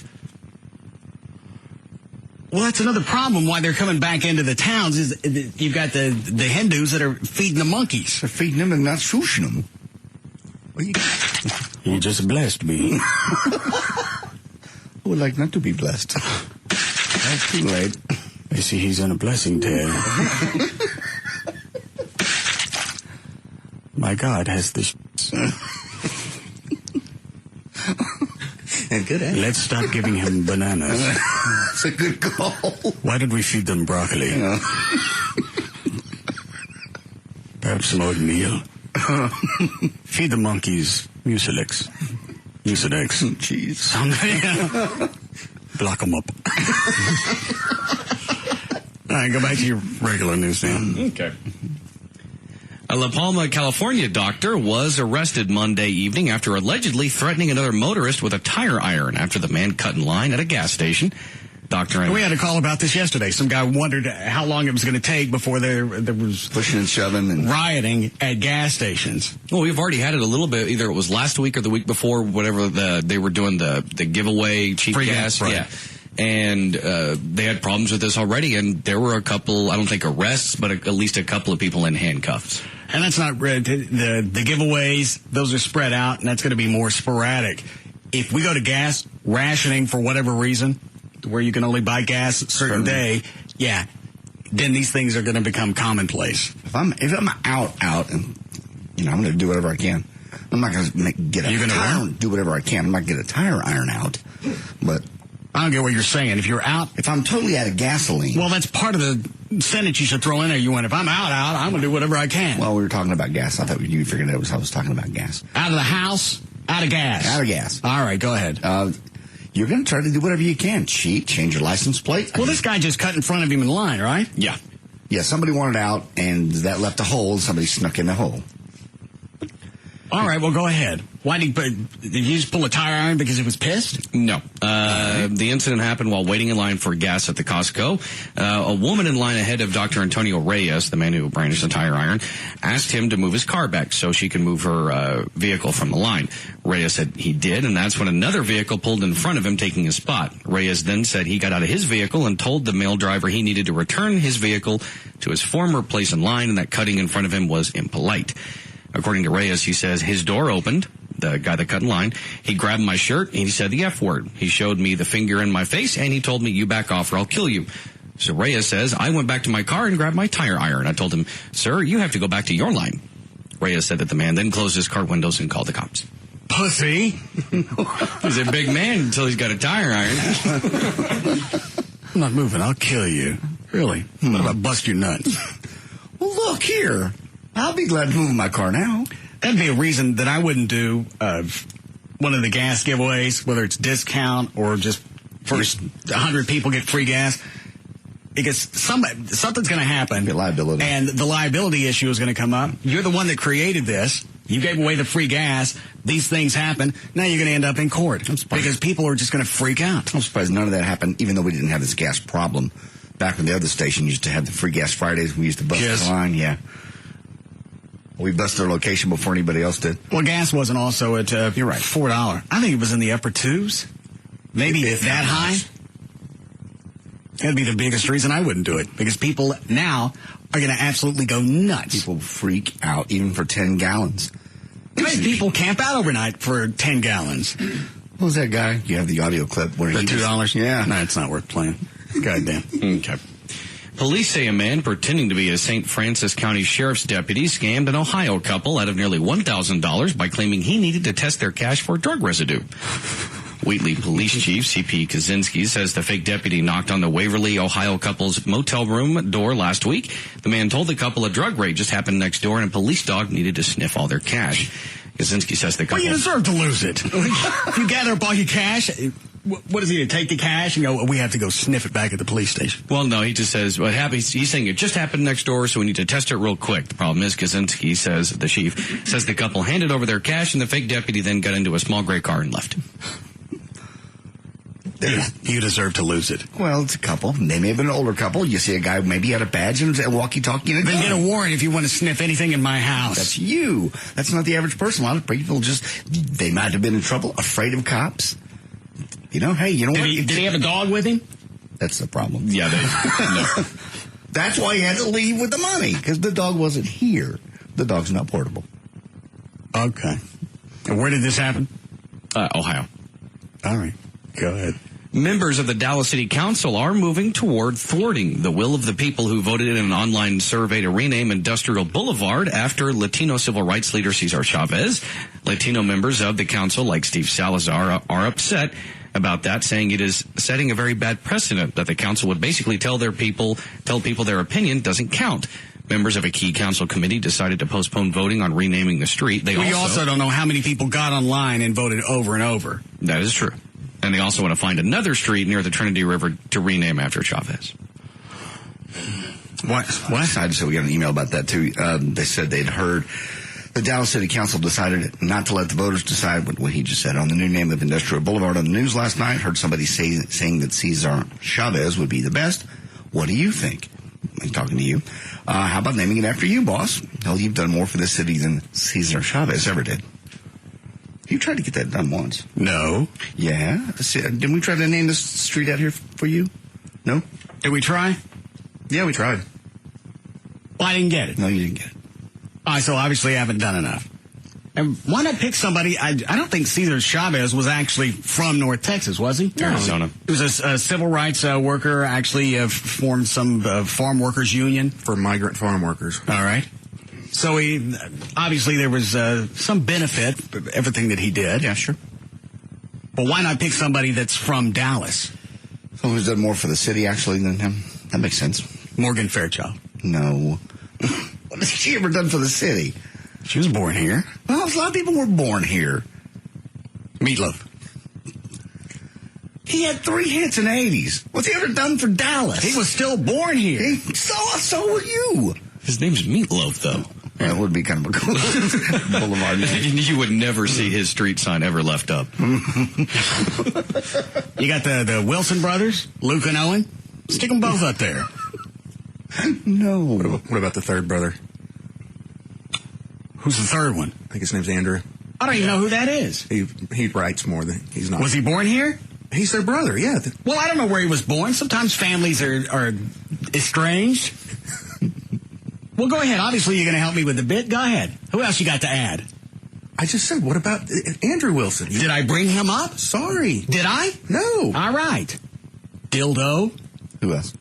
I'm out of names. Trump me with Andrew Wilson.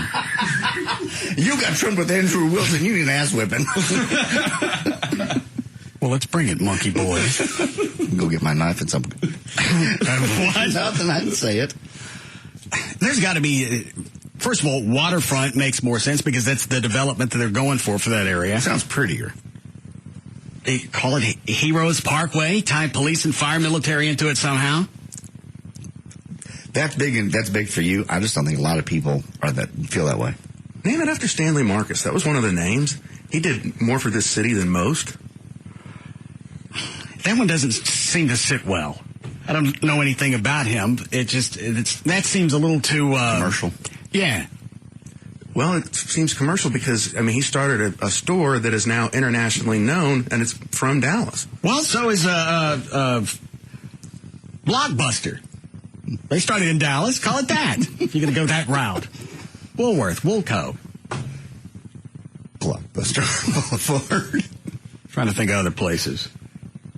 Emmy Moses? Joskies? Yeah. Skillards. There are plenty of different names to pull up. Sanger Harris. No, it's too big. Hold on. Yes, Russell. How about Spanky McFarland for the Little Rascals? I think he was from Fort Worth. Oh, well. Okay, then. I don't have a name for it, but I think the Cesar Chavez, caught the city council off guard. And they probably wanted something that was a little more mainstream. And now if you go against it, it looks like you're against Latinos. And that's why they said in the story that I read, they're saying, we'll give him a street. We're just not going to give him this one. We're not going to give him a good one. We'll find a street. Yeah, it's like when I asked Mayor Leppert for a street. He said, we'll find something. No, I'll find it, and then you give it to me. I'm not going to let you pick one out for me, because I know where you'll put it. And I'll never be able to see it, because I'll be scared. We'll give you a nice cul-de-sac. Hold on. Yes, Roger. Hey, Russ. It's Roger. I was just wondering. All right, thank you. Go ahead, Dan. Well, this out of Georgia. Gwinnett County Police said a man walked into a local radio station and tried to blow up the building. Authorities said the incident happened at the Korean Media Group. Radio station AM 1080 is housed in the Duluth building. Officials told a TV station there, Hong Chae, walked into the radio station and set off a device, possibly a Molotov cocktail. Police said the man was standing too close, and he himself suffered severe burns. What was he pissed about? Apparently, he was a former employee of the station. All right. Gwinnett County. Normally at a radio station, you get fired. Back when in the 80s, JD and I were doing music radio, you walk back in with a bulk eraser and you erase all the music because everything was on tape. It was all one great big rack. You could just hold it and go up and down. And it actually wouldn't erase the entire cart. It'd be better. From the stories I've heard. It would just erase one segment. So the song may actually start midway through is when you lose it, or you get gaps. That would be a big pisser for them. And you could do all of them in about a minute. Maybe. Yeah. Half a minute if you had help. Right, John? Right. Yeah. What, Dan? I was going to say, I would think if you knew what you were doing, which most people around that work in a radio station these days could probably do something of the same with a few keystrokes on a computer. I think it would probably be harder now because you'd have to get to the hard drive of music stored someplace. Back then, all the music was sitting in the studio. They were on tapes that looked like 8 tracks, but they were just called cartridges. Mm-hmm. You walk in there with a handheld bulk eraser, have somebody hold a chord for you, and then just run it up and down. Done in a minute. 30 seconds if you had help. I understand. Thanks. And there's something fun about that, because I remember I had to erase one time. Not a radio station. No, it was just like. Well, you were just bulking carts. Yeah. No, this is better because they think everything's fine. Just plug the card in, it'll still play. Then it gets to the part that you erase, and then it's gone. You get the in and out, the in and out. 30 seconds. If you have help. Right, John? Yes. All right. Go ahead, Dan. You never helped me turn off the 195 transmitter, though. I had to do that myself. I didn't know how. I would have given you the code. It was fun. JD had gotten fired from 195. Mm-hmm. This was when we were doing the TV show. We'd sit back at our desk. We'd be working on stories for the day. I already tell you that? No. Yeah. We'd be working on stories for the day. We'd have Y95 on. It was their morning show. I look at John and go, I hate that song. You pick up the phone, dial up the transmitter, and shut it off. I look at Russ and I go, figure it's over by now? He go, yeah, try. Turn it back on. Or if their morning show was in the middle of some bit that I didn't like, I went, I already know this joke. I hate the punchline. Okay. You dial them up and shut off the transmitter. You wait right before they get to their big push as far as the punchline. Is that right, Bill? Well, let me tell you. How long were you able to do that? I think it was several months before they figured out we were doing it remotely. Because we wouldn't do it every day. We just, did be scattered in there. Do they still have that where you can remotely access transmitters? I believe so. Probably do. They probably keep better tabs on the number. All right, shut the station off in the middle of a contest. Oh, you're going to give away $10,000. Not today. Not a good day for that. They don't like cash giveaways. I wouldn't even have to tell JD to shut the station off. I just lean back and go, I can't stand Susie in the band. And he'd look at me and go, all right. You need to turn the station back on. Bring him back. I'm sure the FCC could still come get us for that. That's why you always let me do it. I didn't know how. It's a phone number. Pound 11 to take it down, pound 12 to bring it back. It was real complicated. You were so good at it. You just knew if it ever went down, you'd go, I kept telling him not to do it. Yeah, this guy's over here shutting off federally licensed broadcast facilities. At his whim. That's got to be some type of federal crime. I'd take him away. Send him in monkey prison. Do we need a break? Oh, all right. You loaded up a spot. Good.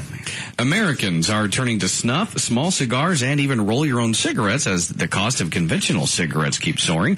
The change is reducing the health benefits that would stem from the 18% drop in cigarette smoking since 2000.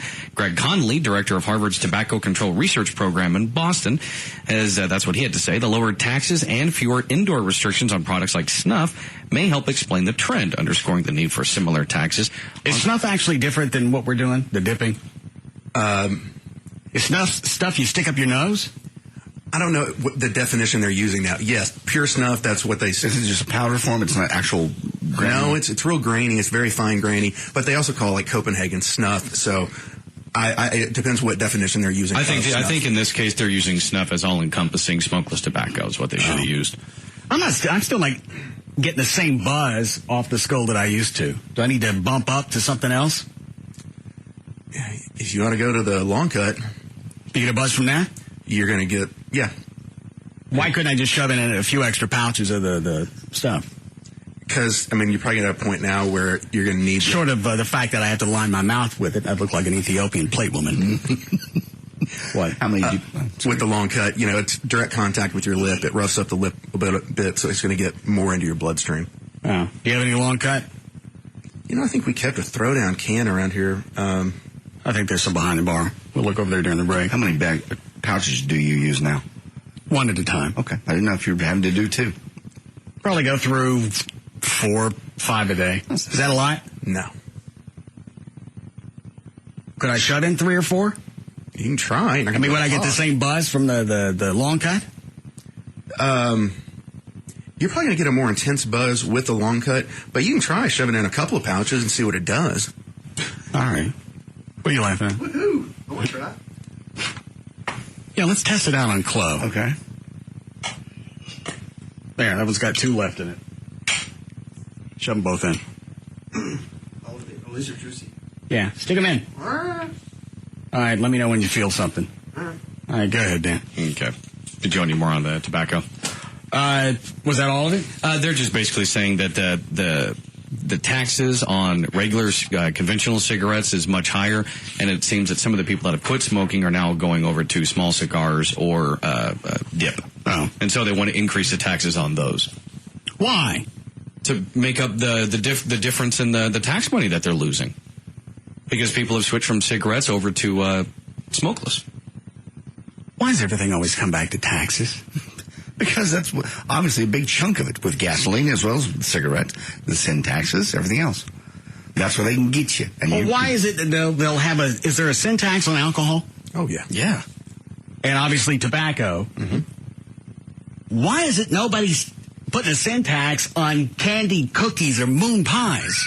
Because that's food. You have to have food.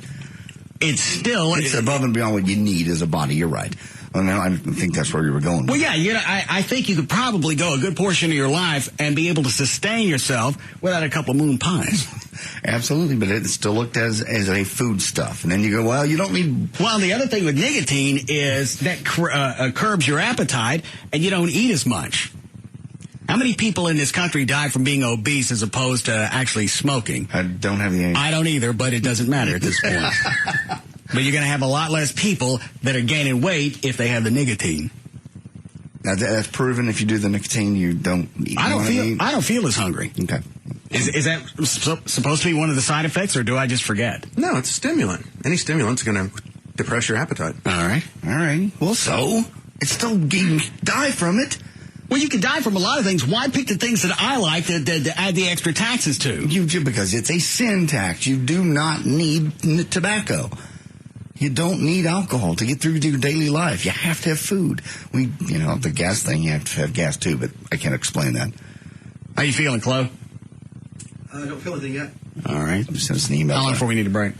2 minutes. Go ahead, John. About that story we did yesterday on men not being faithful, and that's the way. In fact, I think Dan and I made the promo on that. I can't believe you're still on your grandstand about men not being faithful and being against nature. I've been married for 16 years. My husband has never strayed. And you verify that how?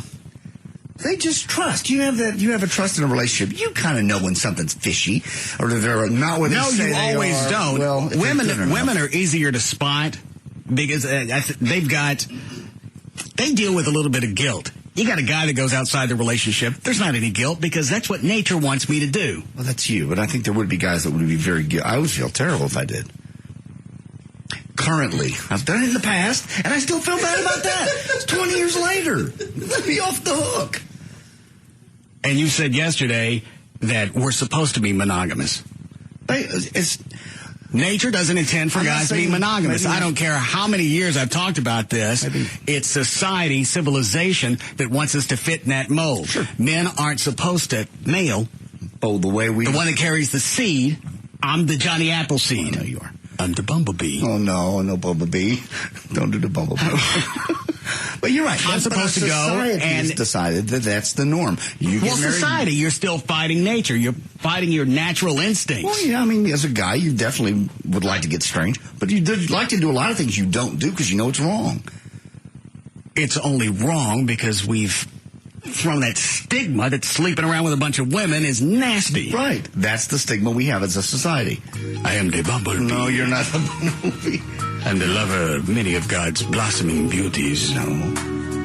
I spread the pollen from flower to flower. As nature intends, I am not loyal to any one flower, although I visit a few of the same ones over and over. What? The slut tulips. The slut tulips beckon me. And after I visit each flower, I admonish them to stay faithful to me, the bumblebee. Oh, there's more bumblebees out there. I offer much. Oh, okay. And expect very little. Oh, yeah. I check on the flowers, I protect them. I give them guidance. No, you're not. I am their bumble pimp.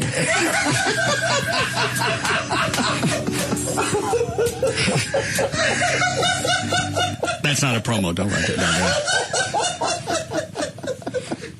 Do not let me catch other insects enjoying your nectar, for I will bee slap you. Or I will fetch my bee stick. Oh, God. And then it's on. Perhaps a few hours in the trunk of my B-mobile. Think about what you've done. And sometimes, even though flowers age, and they've passed their ability to accept my pollen, I still visit them. I call them filth.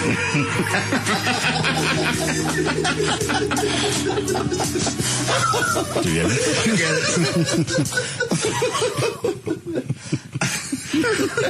Do we need a break? What? Only you. What? Bring the lover to the bumblebee. The filth. The flowers I'd like to... All right, we'll be back. When I start making love, I don't just make love, I be stroking. That's what I be doing. I be stroking. We'll be back to the Russ Martin Show. I stroke it to the east, and I stroke it to the west, and I stroke it to the woman that I love the best. I be stroking.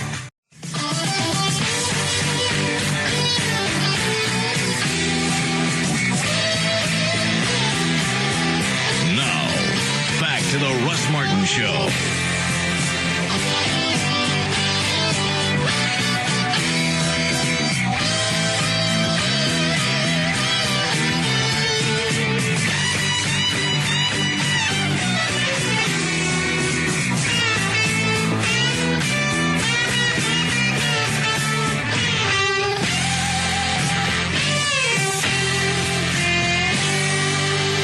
I can't remember if we got to that story last week or not. I do know that's another reason I'm not going to be a donor. You know, you do that. What? Oh, I thought somebody else was going to talk. What's the story first? Yeah. Read them. A West Virginia woman is at the Cleveland Clinic after walking the line between life and death. Doctors are calling Val Thomas a medical miracle. They said they can't explain how she's alive. They said she suffered 2 heart attacks and had no brain waves for more than 17 hours.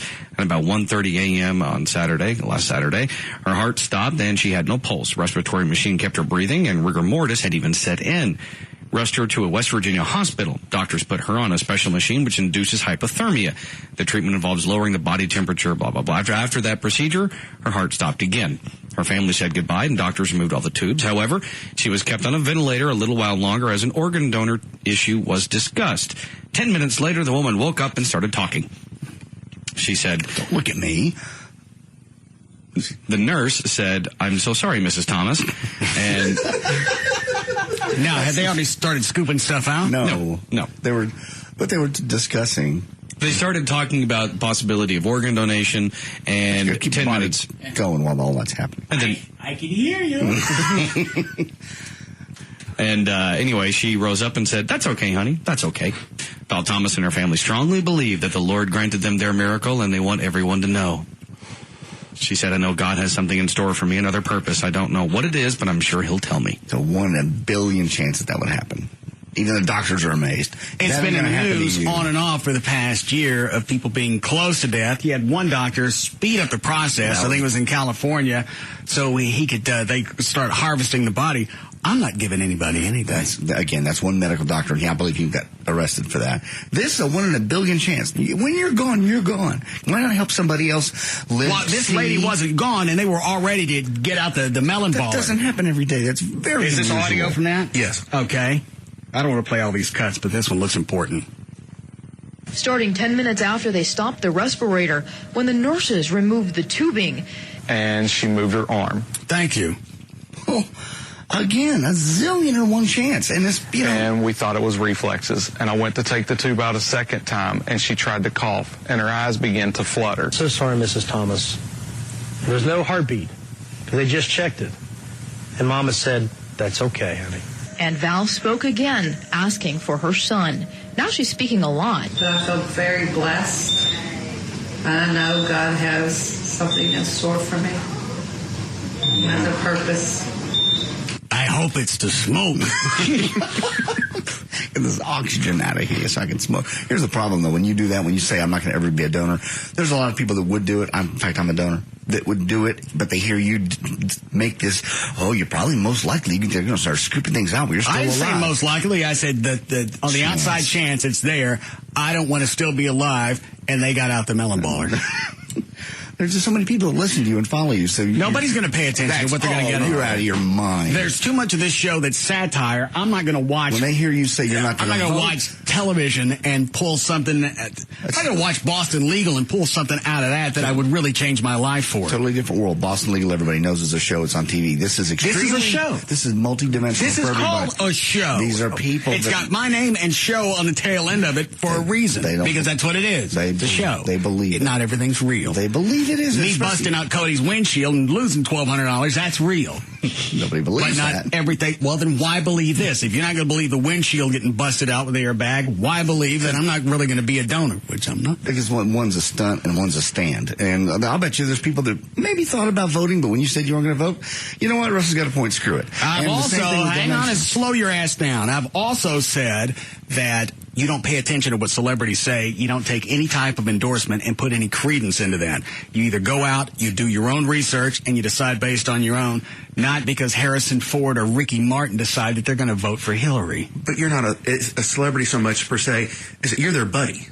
You're their friend. Yeah, you're famous. I've also said I don't like the listeners. There are many different ways where I've already covered this. I don't like you. I don't want to visit with you. If I did, I would do stand-up where I could get close to the audience as far as comedy. I don't like that. That's why I broadcast miles and miles away from you. But their buddy is just kidding with them right now. Their buddy doesn't like them. Yes, he does. Your buddy can't stand you unless you're talking to the rating service. Then your buddy loves you. Buddy wants to be around you. Stop it. But your buddy would like to violate you. That's true. Just tell people you can tell them whatever you want. That you're not going to do it. I mean, is that you're real with that? Well, look how many people you've talked out of drinking. I don't bitch about that.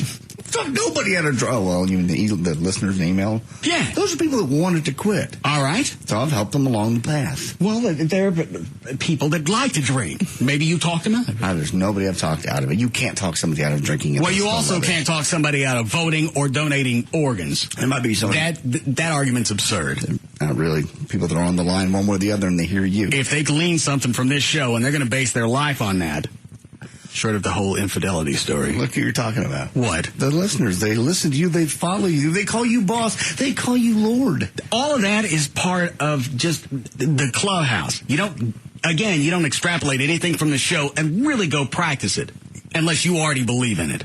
People do. Then people are fools. And I can't help them. But organ donation is a good thing. You're helping. It's not a good thing if you're still alive and you're using those organs. But that's a 1 in a million chance. And do you know that? All right, I'm going to stand here and I'm going to hold my hand out and you hand me the stats of the research that you've done and I'll look away. I'll go get Pam Silvestri on the phone, or I bet she can give you the stats exactly. I don't talk to Pam Silvestri anymore. Why not? Because she won't go out with me. Well, you're engaged. You're going to have to stop talking to lots of people. Well, that doesn't make any difference. I don't care how long she's been with the, Southwest Transplant Alliance? I believe that's correct. All right.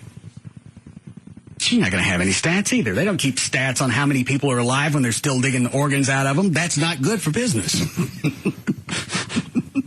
You're right. That's not exactly a piece of paper you want floating around. I just signed this last document. Yeah, no. That's in Hebrew. Let me put my tie over that part of the contract. You'll just sign this. Well, what does it say underneath it? I'd just like to read. It just says where I got my tie. Now, if you'll sign this. Hold on. Yes, Lance. Yes, it's not that you're our buddy. It's that you are the Russiah. That's why we will follow your lead. All right, let me ask you with shtick aside. Are you going to vote?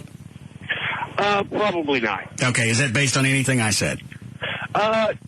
In truth, no. All right. Now, what about being an organ donor? I am an organ donor. All right, so you've already made all those decisions based on your own. Had nothing to do with any influence that came from me, and you sound like a pretty stupid fellow. You lead him along the path. So obviously, I'm not going to have any influence over him. He made those decisions on his own. That's one guy. But you do make this. You do help people make decisions. People are going to be influenced by a lot of different things, and I'm not going to lie about something just so I can come off as the good guy. You either want to come to me for valid information or you don't. I'm not going to vote. I'm not going to take the time, mostly because I don't want to take the time. I understand. I mean, you're also... I don't know that much about John McCain. I know I don't like Obama. I did up until I watched him handle problems. I didn't like the way he did that, so I probably wouldn't like him as a president.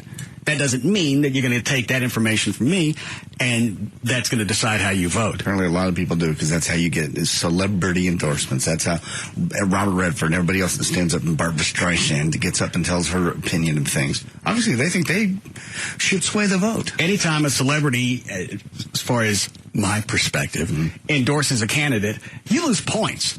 I'm talking about the candidate. The celebrity I didn't think of much of anyway. But because somebody from Hollywood who lives in a world where you surround yourself with people who do nothing but kiss your ass, I may move. You've got no touch with reality, and I don't care who you're going to vote for. I don't care where you're going to throw your endorsement, and I don't care that you think it means something to me. A lot of people do. Like I said, they watch Oprah, too. I mean, you watch somebody like Oprah. There are women, I promise you, that changed their vote when Oprah went for Obama. Well, nobody's going to change their vote based on me, and nobody's going to stop being a donor because I said I'm not giving up any goods, because I'm not. Everyone has that personal decision. I'd like to get the stats on how many people really do donate compared to how many people that have driver's licenses. Let's see if it is a lot. I don't know. I have no idea. I used to be a donor on my driver's license. I had that bitch taken off. Isn't that all? That's all you need, right? Just need to sign the back? No, you still got to talk to your family. Okay, because they can make the final decision. I think something's changed recently in the legislature, but I still think your family needs to know what's going on, because in the end result, I don't think the doctor's going to check your driver's license to see what's going on. Your family could still put a stop to it.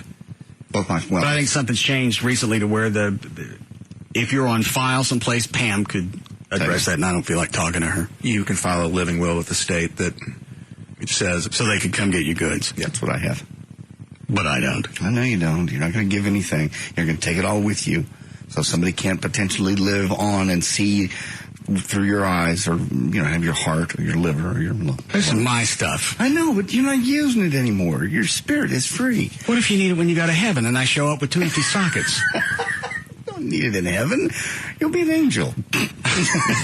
Wherever I end up, I don't want to be the whipping boy of having a couple of sockets. You're not going to be looked down upon because you are a donor when you get to heaven or wherever. No one's going to go, well, here he comes. Two-socket Charlie. Blow a load in his socket. What's he going to do? They took his feet, too. What? Took his feet? Oh, you're close. We're cool. Hold on a second. Yes, Chris. Hey, Russ, do you have Paul Newman on your Deadpool? As a matter of fact, I do. Fantastic. All right, thanks. Now, the thing with the stories with him is, I think one of his neighbors confirmed he's got lung cancer. His agent says he's fine. Yeah, they're not coming out and saying anything yet. It is interesting, however, he switched all of his salad dressings and all the donations. Everything now just goes to his little foundations. They've recently moved some of his holdings, but they're denying that. His people are denying that. I thought all his salad dressing stuff went into a charity fund. Something's changed with his charity. I think he had an additional $120 million go into charity, in addition to the salad dressing. The Newman's Own brand. Right. Who's on my Deadpool? You have that list? Yeah. Did I have to drop anybody when I added Paul Newman? Actually, I hadn't. How old is he anyway? I don't think you did because you had 83, I think. I don't think you did because you had that big trade with Chloe. All right. James Brashear. I keep forgetting who that is. I don't know who that is. All right. Well, how'd I end up with him? I don't know how you pick your Deadpool. Probably a big swap with Trey for somebody that died the next day. I don't want Britney Spears anymore. That's been an absolute disappointment, I must say. Did I trade away Farrah Fawcett? Yes. Yep. To you, Chloe? Yes, sir. And who did I get? Courtney Love? Yeah. Courtney Love's a pretty good one. Yeah, but he didn't just trade Farrah for Courtney straight up. She's looking pretty good, too, though. Did I trade Farrah, Peter Falk, and Paul Harvey? Yes. Just for Courtney Love? Yes. So I've got... Why do I have Heather Locklear? Because she had that... Is it either potential suicide or overdose or something, like 6 months ago? I don't remember. Christian Brando. I got that one legit, right? Yes. Yes. Andy Griffith, Neil Armstrong, Jim Nabors, Fidel Castro. Castro didn't die? Not yet. Yeah. You know what? In actuality, he could be dead. It'd be 10 years before we ever found out.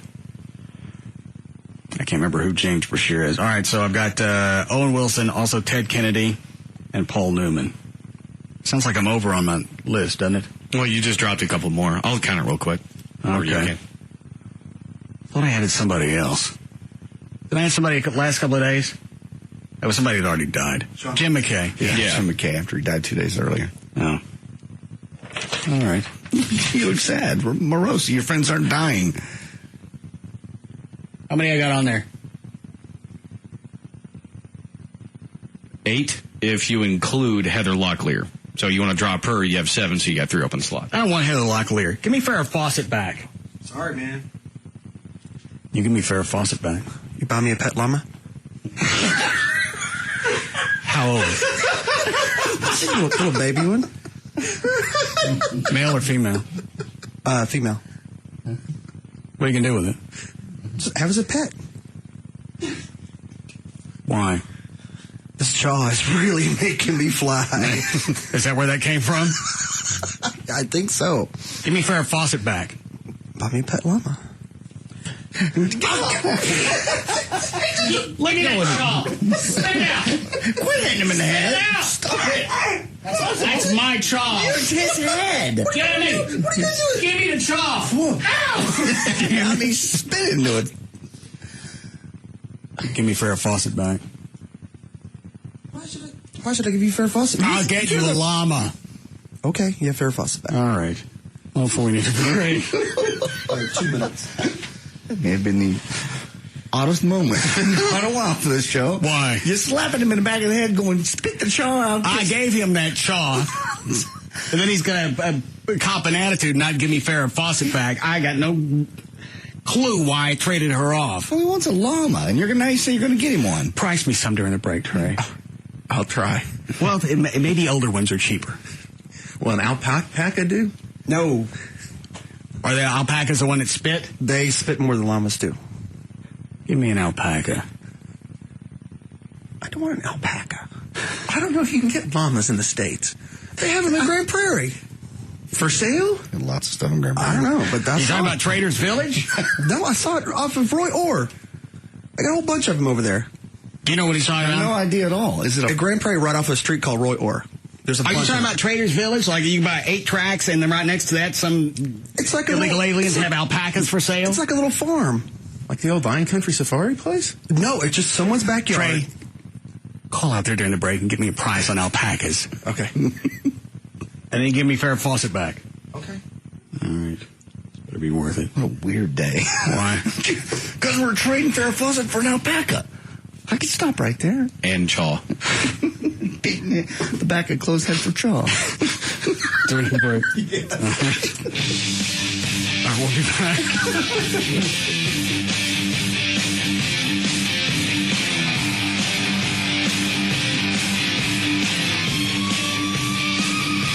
We'll be back to the Russ Martin Show.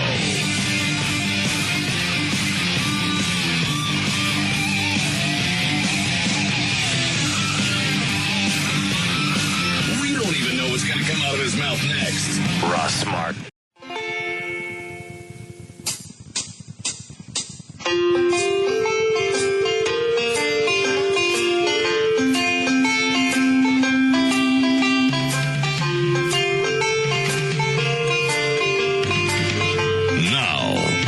To the Russ Martin Show.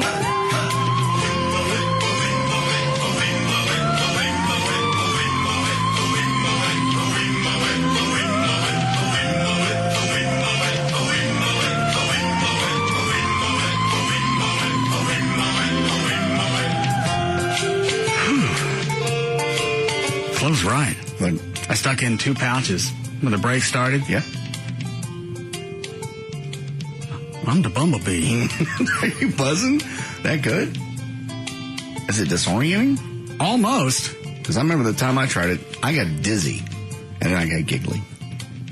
Now, I've had an old one in before and stuck it in a fresh one. I never got a buzz like this. Is that good? Yeah. You want a couple? No, I'm not going to do it. Thank you. Chloe, you want a walrus? You wanted a llama, but I'm sure you'll... Is that Gail? Alvin. Is it? Thank you. Hi, Gail. Hi there. What are you doing? Well, you're buzzing. Yeah. This is brought to you by Frank Kent Motors. 2 wrecks in Mesquite on southbound 635. One of them just before I-30 in the right lane, and the other one is past I-30 in the right lane, and traffic is backed up to Plano Road. And on southbound 45 at Overton, the right lane is blocked, and that's causing a backup to Lamar. A llama? I'm Gail Lightfoot on the Russ Martin Show. Look on the traffic's backed up at Lamar because of a llama. 78 for the low tonight. We have almost 100. 97 they say for the high tomorrow. 94 now at Live 105.3. Is this a link to llamas? Uh-huh. Oh, dear Lord. We are retiring and selling all our llamas. A reasonable offer will be refused. All llamas must go. They're in South Lake. Mm-hmm. Conveniently located off 114. Female llamas. You want a male, female, or miniature? Miniature llamas. I think I want a male, actually. I'm going to name it George. Why? Always like that name. Okay. They don't have any named George. Well, I'll settle. I feel like I'm at a pot party here all of a sudden. You guys are so eclectic. I think I want one named George. Dude, they sell llamas. Here's one, his name's Othello. That's my grandmother's maiden name. You could probably rename the llama. You don't want to confuse the animal. Date of birth, February 01. It's on sale for $800. Originally $1,800. Wow, that's a lot cheaper than I thought. His phone number, website, even shows his lineage. It was General, this one's called General MacArthur. He was born March 03. They want $1,500 for him. What was wrong with that discount llama? I think this one was, he won something at the state fair. Probably the bake-off. I am stoned. I was going to mention that. You might be. Bake off. Hey, they got a Llama stud service. All right. What if they got pictures? Stop. You can get a... Who was this one? This one's 10 years old. And I guess we don't know how they live to. 20 to 25 years. Okay, we do. It's longer than dogs. Uh-huh. Price $3,000. Sale price is $1,800. Now, are these like some animals you have to buy two so they have company? I think they're better if they have a pair, but I think I'd buy a couple and glue them together at the ass. Spit out your jaw. Never. Push me, pull you? Yeah. See how much the miniatures go for.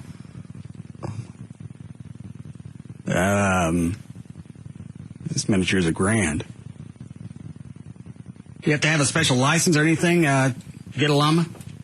It doesn't sound like it. Probably livestock inside the city limits. I'm going to guess there's going to be some issues. It's a pet. It's a livestock. A pet's a dog. And these people are in South Lake. They probably have zoned for it. I doubt seriously Russ's house is zoned for llamas. I don't know if it'd be considered livestock. Here's something just for kids. Oh, it's llama coloring books. I don't want that. I'm going to get me a goddamn llama. Thanks, Chloe. I'm going to get him one. Looks like they're almost out. Yeah, you probably could go over there and make a hell of a deal. Think I can keep this in the backyard? I think you probably could. How'd they get along with dogs? It says they get along with other animals pretty well. I'll have to go back and read the wiki page. I'd have to keep it in the house, though, during the summer, wouldn't I? Nah. In the house? You don't put llamas in the house? Spit out your jaw. No. You don't put llamas in a house. Can you not potty train them? They don't come with some kind of llama box? No. Just shave them in the summer. It's still going to be hot outside. I'm going to leave that llama out there in the heat. They're used to it. They're from countries where it's hot. Yeah. A little llama loafing shed. They can have some shade. I let them in the house. How big is their... I don't know. I told you to research this during the break. You know what? I dug up as much information I could on llamas in, 8 minutes. Hang on a second. Yes, Alicia. Hi, sweetie. I'm good. It's called Prairie Llamas in Grand Prairie. I live down the street from it. Well, this one's in South Lake. Well, Chloe had mentioned the Prairie Llamas, and... What, do you know anything about llamas? Yeah, they need a lot of room. He has about 50 of them spanning across both sides of Carrier Parkway. Yeah? Lots of trees, lots of grass, and they kind of herd together. And do you have to leave them outside? Can you bring them in? I wouldn't bring them in. They smell like horses, if not worse. Well, that's because nobody brings them in to bathe them. You're going to bathe in the house? What if I get some kind of tax break by owning a llama? I doubt it. They're no bigger than cows. Probably get a nice little note from your homeowners association. Why? It's a llama. I'll tell them it's something else. I think they're going to know a llama when they see it. What are you going to tell them it is? My aunt. And she has a deformity, and you can't ask about it because she's with the American Disabilities. She's protected by the ADA, and I will not answer any of your questions. She's also Muslim, so you can't ask me about her religion. Muslim llama? What? Muslim llama. You spit your jaw back out. Flo took those packets he spit out during the break and stuck them back in his mouth. Yes, Sean. I was just letting you know that you will get a tax break for that, Russ. Why? Yeah, well, I was watching Deion Sanders on his television show, and then my uncle, who has cattle in his yard out in Wiley, and it's not farm property, but he has cattle on his yard. He got a huge tax break. I mean, that's almost like $2,500 to $2,600 a year on a tax.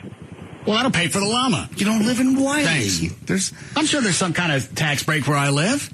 I doubt it for livestock. You can look into it. I could be totally wrong. I know nothing about it, and I know we don't talk about things we don't know about. It just seems to me that that's something the city would ask you about. And they're good-natured. Mm-hmm. Did you say they're smart? Yes, it does. Get a llama. You can train your llama to do something. Let's get a llama. You read llamas are good-natured? That's what it said on Wiki. I heard they were mean. I think you're thinking about alpacas. Again, it could be. And it said they really only spit at each other. They don't really spit at people. Well, that'd be funny to watch just buy 2 of them. Uh-huh. You have too much Call money. it, what? You have too much money. No, I don't. I got too much nicotine right now. Call the place during the break and see what kind of deal I can get on a couple of llamas. Okay. They can be older ones. I don't care. Or miniatures. As long as they're joined at the butt. Well, I'll glue them later. Male and female? Yeah. Okay. I'm a llama breeder. No, you're not. I will be. I screw llamas. Dan, you want to finish news before I buy something else? Hurry. Actually, I'd be curious to see what else you have to buy. Did you do a legal ID at 6? I'd like a wombat. Don't anybody. What do they look like? Oh. Just type it into Google images. Is that the one that kind of looks like a prairie dog? I think they're a little bit bigger. Kind of that basic shape. I would say a cross between a koala and a badger maybe. All right. Somebody else want something while I'm all doped up? No, Dr. Doolittle, I don't. All right. God. What? Just go to Google and type in wombat. The first picture, he's smiling. Are they happy? He seems to be good-natured, yes. You want to do this? Please. All right, fine. Go ahead. Jodan Rusum knows it's all luck, but the champion of a local rock, paper, scissors championship in southeast Missouri hopes the luck continues as he now heads to Las Vegas for the national championships later this month. Well, that's more embarrassing than curling. At least this is something that... What? As far as against curling, you can see doing this just on a lark. They're going to Vegas. The guy could win some money, couldn't he? Yeah, I haven't heard about a curling tournament in Vegas, so maybe he's on the right path. What is there some type of formula that he uses? Yeah, the construction worker from Poplar Bluff was tops among 200 contestants at a qualifying event. He'll compete against 300 others at the national event, June 21st through 22nd, with a chance to earn $50,000. Can you ride llamas? I don't think so. No. I think so. All right, go ahead. He says his typical strategy is to go into a match with one of the 3 hand signals in mind. But after the first throw, he just acts off his instincts. The winner of the Vegas event gets a chance to compete for an international title during the Summer Olympics in China. Stop it. He's going to China with rock, paper, scissors. If he wins everything, yeah. I don't understand how just using one of the 3 would be a way to start the game. For him, especially if the guy that you're playing against figures out you're doing scissors every time. Well, he's saying he just picks one of the 3 to start. He's definitely doing that. After that, it's not like he has a set, formula. He reads the crowd. Reads his opponent. Yeah. I'm sure he practices hard. With who? In the mirror? I lose every time. My llama's good at it. Oh, God. The llama. Let's let the llama go. We'll see when the bus... I can't. I got to price saddles. When the buzz wears off, let's see if it's still a good idea. And don't anybody play this audio back for me because I don't want to hear it. Oh, you'll hear it. Go ahead, Dan. Okay.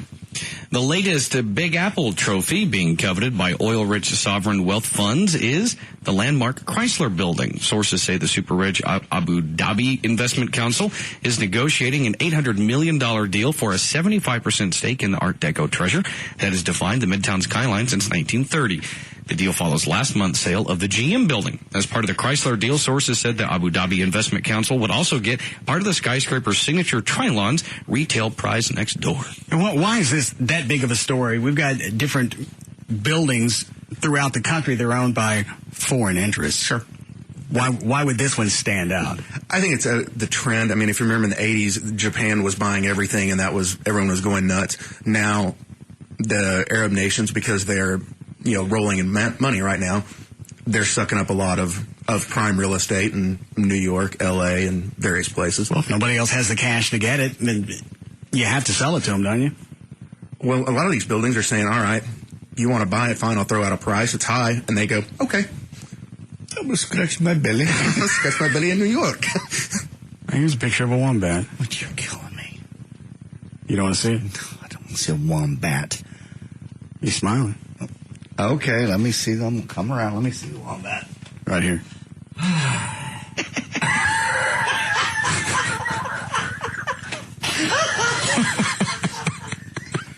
Now tell me you would enjoy waking up to that face every morning. No, it's like somebody just told him a joke. That is the funniest little thing I've ever seen in my life. It's a close-up of his face. His ears are down. That means he's passive, right? Yeah, he's in a good mood. Got a great big smile. Oh, God. Looks like he's reaching right into the camera. What are you doing?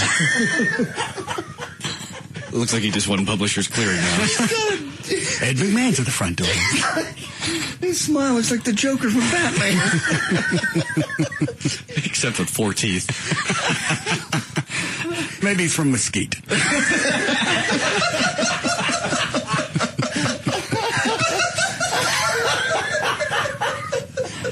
Look at a wombat. Plus, that's funnier to say. Oh, my God. All right, go ahead, Dan.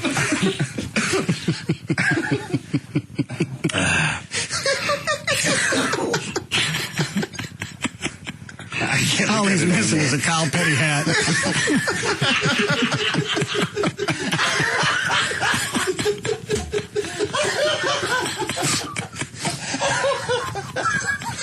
What is it, John?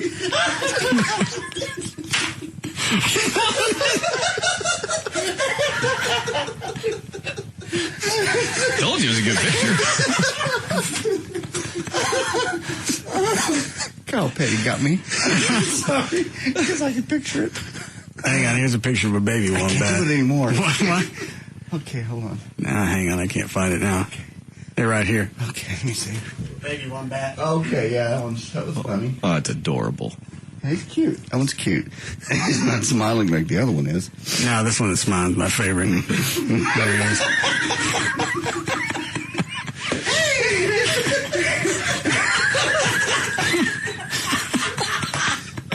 It's too bad this is absolutely lost on the air. Just go to Google, type in wombat. You can't miss it. Yeah, he's the first one that comes up. Smiling. Because the rest of them aren't smiling. You're right. Maybe he wants some cash. Maybe it's his graduation photo.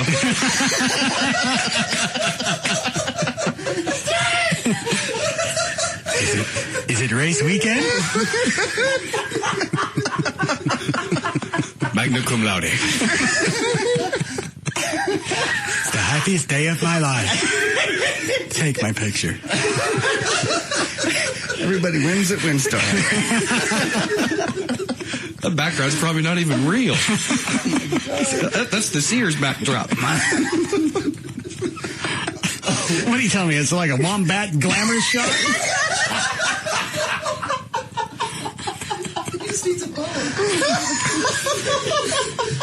We've lost it. We lost it. Could I use this picture for my driver's license?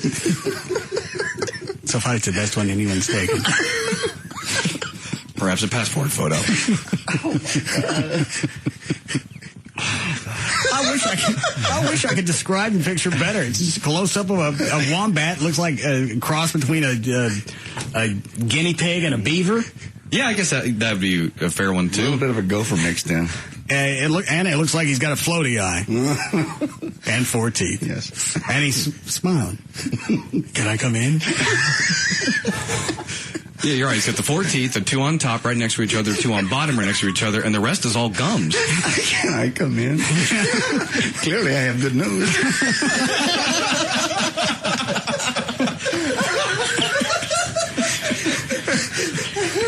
Oh, my God. Would you like to tailgate with me? Get off the computer. What? I can't stop. And I'm going to guess you're going to mark this as another groundbreaking moment in radio. Absolutely. Then we sat here for 6 or 7 minutes and laughed at the picture of a wombat. How many people aren't going to go home and find that picture and do the same thing? I expect sometime in the next 12 hours, at least one of us will receive that picture with him wearing a graduation cap and tassel. I'm setting him up on MySpace page. How can you say no to a friend request from that? I endorsed Obama. I won the Texas lottery. I have the clothes. Oh, my God. He'll have more friends than Tila Tequila.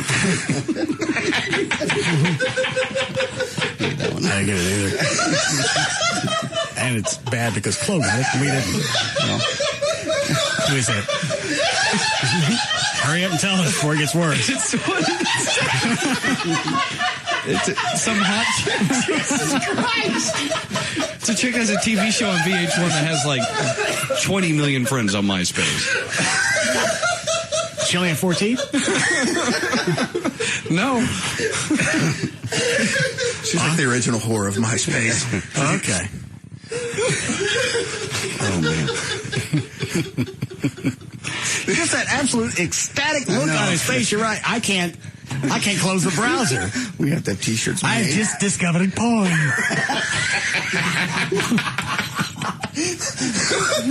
Wombat porn.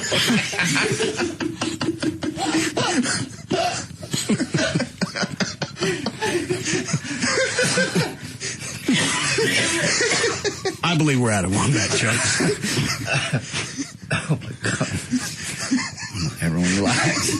Deep breath. I just can't imagine sliding open a window and having that sticky smug out of it. Yes? Where would that happen? I don't know, some drive-through? I got plenty of stupid things to say. I'm still doped up on nicotine. Welcome to What a Wombat.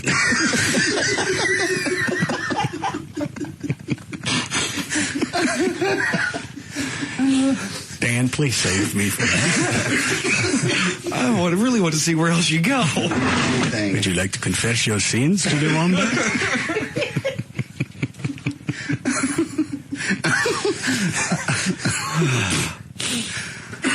Here we go. Everybody's... That chick trying to sell me llamas on line 3? I'm way past llamas. Yeah. We need wombats.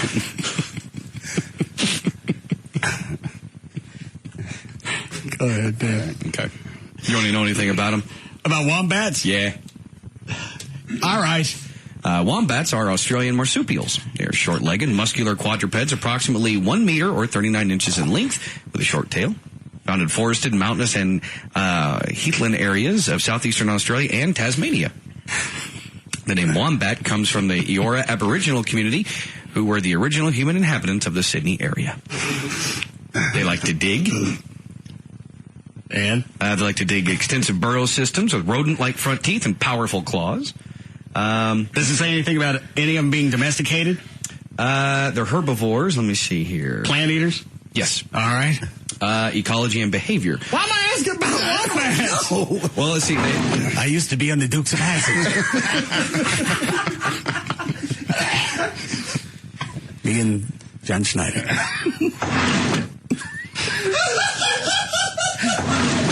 I did a stint on the Love Boat.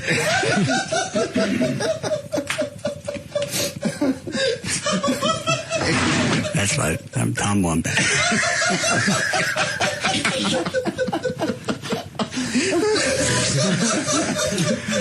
Really? Yeah. Gavin, you embarrassed yet? No, man. Keep the ride going, bro. This is interesting. Yeah. Hang on. Is this boring to listen to? No, this is programming genius. Are you jacking me? No, good llama talk. Hell New weekend programming. Yeah, exactly. The llama hour. We moved on to wombats. Oh, sorry. I'm behind. My bad. What, Dan?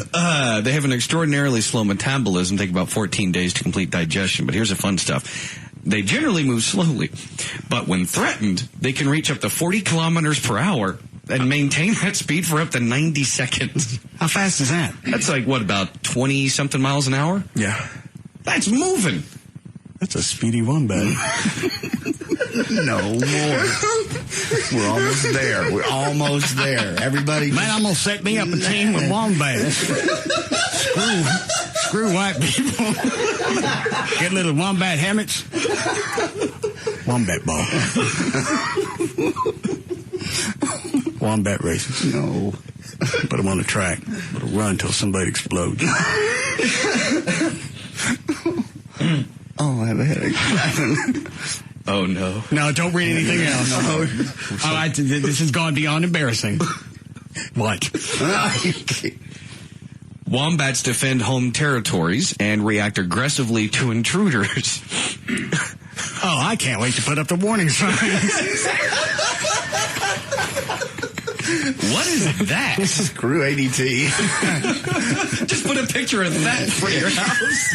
Smiling face. Somebody breaks in, you got that mug stare right at you. Did you learn something? Never mind the owner, beware of the woman.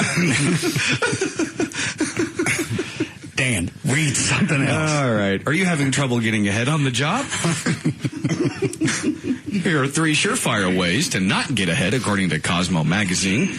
Number 1, getting a wombat. Really, number 1, getting a little too chummy with your boss. The gist here is if your boss knows about all the craziness in your personal life and is able to consider how it could affect your work, you might not be tops on their list when it comes time to move someone up. Number 2 would be sucking up too much. Well, so far, these are ways that the people get jobs with Gavin. Yeah. And it said not to do these things? Don't get too chummy with your boss. That's number 1. Number 2, sucking up too much. If you gush over every little thing your boss does, you'll seem naive at best and insincere at worst. Either way, you look like an idiot and not someone who should be getting a promotion.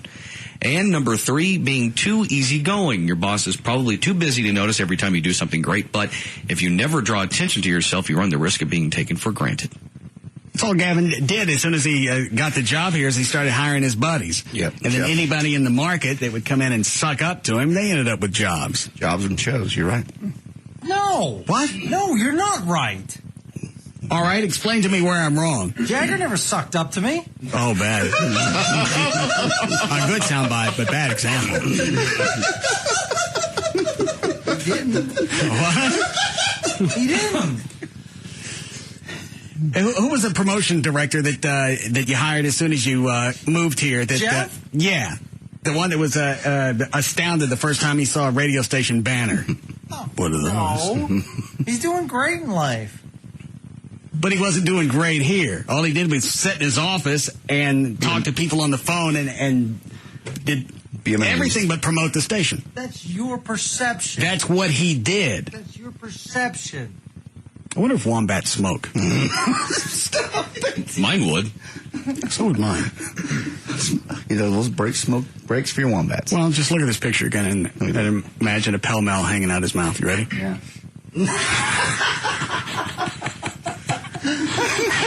I couldn't care less how big of a loss this is on air.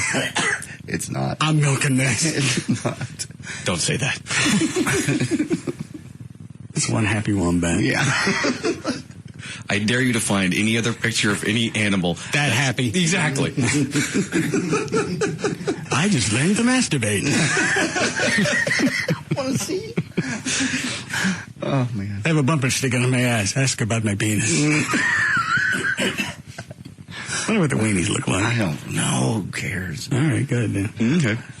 According to a new survey, 19% of workers admit to stealing office supplies, even though 74% know that it's wrong. Gavin saw that story. I don't know where that came from, but the subject line went, "This is you." Well. Yes. Why? Coffee? I drink coffee. You can drink all you want at the station. I don't drink coffee in the afternoons. I like to drink it in the morning. Well, that if I drink it in the afternoon, then I get too jittery. So I do work at night from my house, so that means I should take the toilet paper from here and use it if I have to go drop the kids off? Do you wipe at home? Yes. All right. Do you go to the bathroom up here? No. All right. Well, if you don't go to the bathroom up here, you got some toilet paper coming. doesn't make no sense. Yes, it does. If the company wants me to use that, nobody says I have to use it here. I drink coffee, so I take coffee home. I print notes for the show. I take paper home. I need something to print with. I take printers home. No, see? No. Why is that stealing from the company if I'm using it for company purposes? Because if you need something, like for instance, take a bag of coffee home, not a box. Why? Because then if you need a cup at night, you can use it one thing at a time. Saves me a trip. What about these guitars that you get based as far as under the premise it's for the station and then you take them home? Oh my God.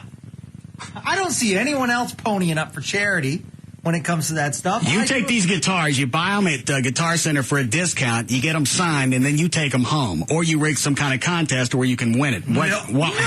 How is that any better than me taking coffee home? No. I buy two.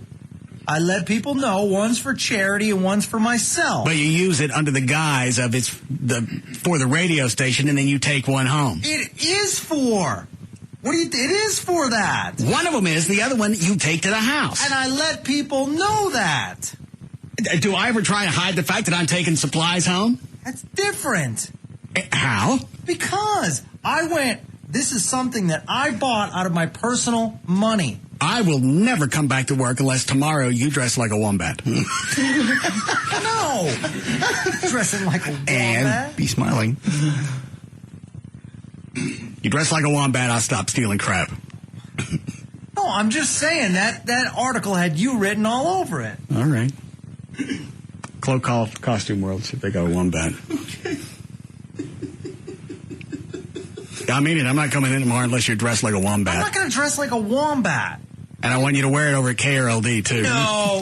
No, that's crossing the line. I'll swing by and get a picture of that. No, crossing the line.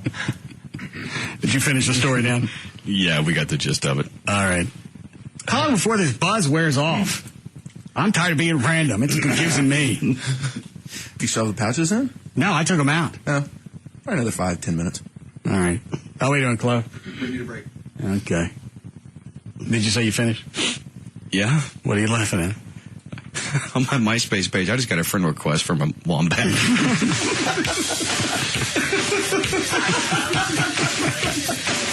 They're finding the photo. Are they? Yeah. We'll be back to the Russ Martin Show.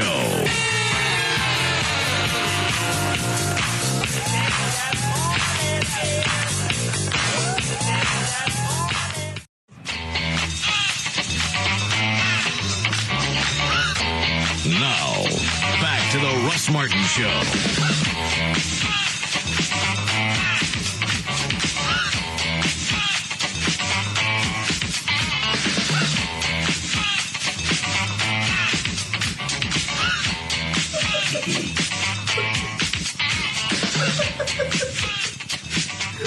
What now? Nothing, but we'll be moving on. All right, Dan, don't read that story I gave you. Did you get the links I sent you? What? Did you get the links I sent you? All the wombat wear? Yeah. We spent a half hour on this. I believe we can move on. This wombat looks like a Harry Allen Greenspan. Doesn't it? Yeah. You get the picture, the guy. Have you got this?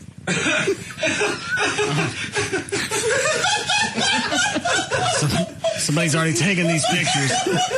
The one that we're looking at.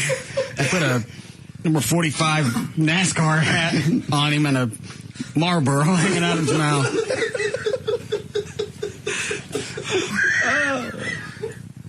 That's pretty good for only a few minutes. Yeah. Is Kyle Petty here? Yes.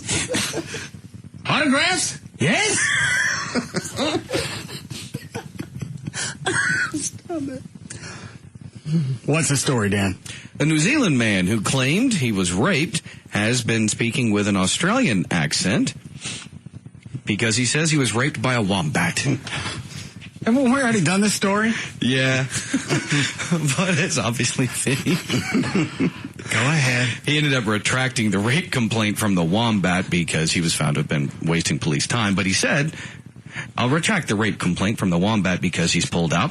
Apart from speaking Australian now, he pulled out? I think he means he left. Oh. The Wombat did not give me a cream pie, so I'll file no charges. And earlier we were talking... He also screwed my cat. Wombats on cats.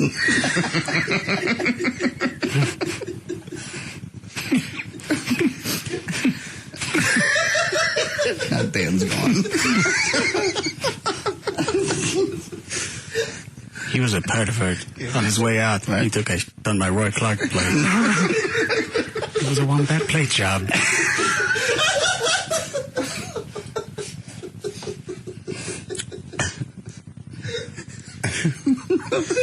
at me. I believe he was nearsighted. On the way out, he screwed one of my bunny slippers.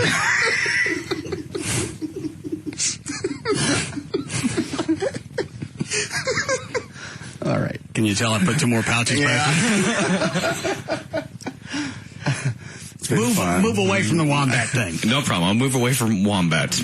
Locals in the Indian village of Chiracula. I don't want any monkey stories either. Oh, come on, man. It's a good one. You sneak a wombat in on me, and you're going to spin the wheel. There's no wombat in this. I swear. All right. But it does go back to we were talking about monkeys earlier. What are you laughing at, John? You said to move on. I'm stopping. Somebody sent me another picture. All right, let me see it.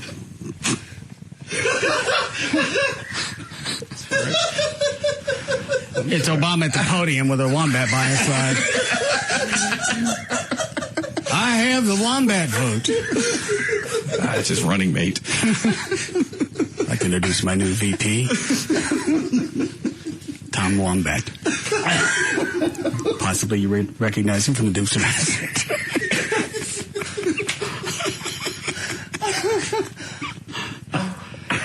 Also, he was on Broadway for a while, starring in Cats.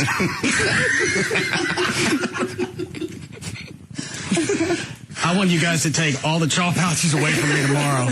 No, there's going to be like 80 more cans in here for you. This has been fun. I'm sorry. The listeners are already photoshopping wombats. Political pictures. All right. Just let me read this one. Read it. The locals in this Indian village are claiming a sex-crazed monkey has attempted a series of rapes on local women. According to the Sun newspaper, the 3-foot langur monkey had lived peacefully beside villagers for years, but he was overcome by lust after watching a couple engaged in amorous activities in a field and is said to be copying the behavior. An elderly woman is reported to have died of shock after the monkey jumped on her. Is that it? Yeah. Move away. All right, I'll move on. A woman was hit and killed by a car after getting out of her own car to check on an owl she had just run over.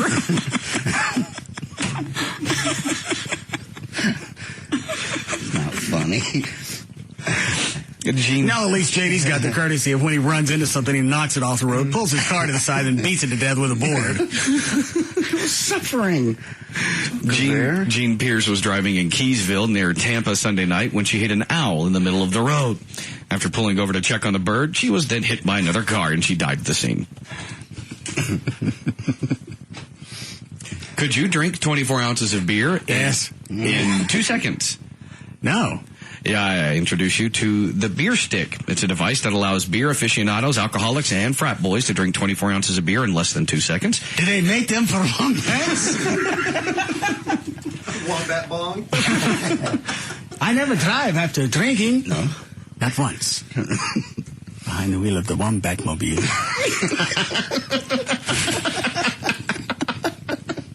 Here's how it works. You pour 1 or 2 cans of beer into the beer stick, which is, of course, a long, clear tube. Put your mouth on the mouthpiece. Then you hold the beer stick parallel to the floor by propping it against a wall. Then you press the beer stick against the wall, and the beer shoots into your mouth. I once engaged in gay wombat sex. Did you? I was the lucky wombat. You just snort? Yeah. I'm sorry. I got all my juices flowing. I'm sorry. The Beer Stick says their product will eliminate the need for a beer bong since you won't need someone to actually hoist the bong for you. So it's a do-it-yourselfer. What do those cost? $19.95 from their official website. Here's a picture of one. It's just a long tube, and I guess as you push it against the wall, it collapses. Wouldn't that be about the same speed as the beer bong? No, actually, that's quite a bit faster. Wow. Was that like a bottle and a half? Yeah. Well, it just looks like a huge syringe, just without the needle on the end of it. But just be afraid if you weren't ready for that, man. They're choked. Yeah. Well, it's the same thing as the beer bong thing that you showed us. There was a bottle in the course of how fast? About 4 seconds. Oh, with that, you just open your throat, it just goes straight down. There's no swallowing, there's no... Okay. Well, plus, you control the speed that this is going into your mouth. So if it goes too fast, you just stop. No more. All right. We only got 3.5 minutes. Let's go down. Okay. Here's how to handle a fight without prematurely damaging your new relationship. This is how to survive your first relationship fight. Number 1, don't name call. Even if you think they're acting like a complete moron, don't tell them that. Number 2, focus on the issue at hand. Don't bring up other obnoxious things that they've done weeks or even months ago. That has nothing to do with what you're talking about. Well, the second one's a chick thing. Absolutely. Staying focused on one thing, that's beyond them. That's why arguments can't last 3 or 4 minutes. You have an argument with a guy, those go pretty fast. Because everybody stays on the same page. And we still do it. As long as I've known Joy, we still do that. And I'll go, and then, of course, you're talking down to me. Because I go, will you focus what we're talking? Oh, focus. Oh, I see. I'm a little girl now. You got to tell me to focus. No, exactly, because now you're talking about you being a little girl, and the argument was something else. Now I got to go back and explain that I didn't call you a little girl or the C word. I said stop acting like one. That doesn't mean you are. It does, but I'm working with semantics here. And the name calling is important at a certain point. It's not. Ever. Yeah, it is. How's that ever helpful? It's descriptive. It doesn't help the argument unless you're just wanting to make it worse. Dan, God, Dan just sent me another leak, and I knew not to open it. They took the Wombat picture and stuck him in a graduation cap and gown, a little diploma in his hand. I'm ready for the real world. The Wombat race. Oh, the places you will go.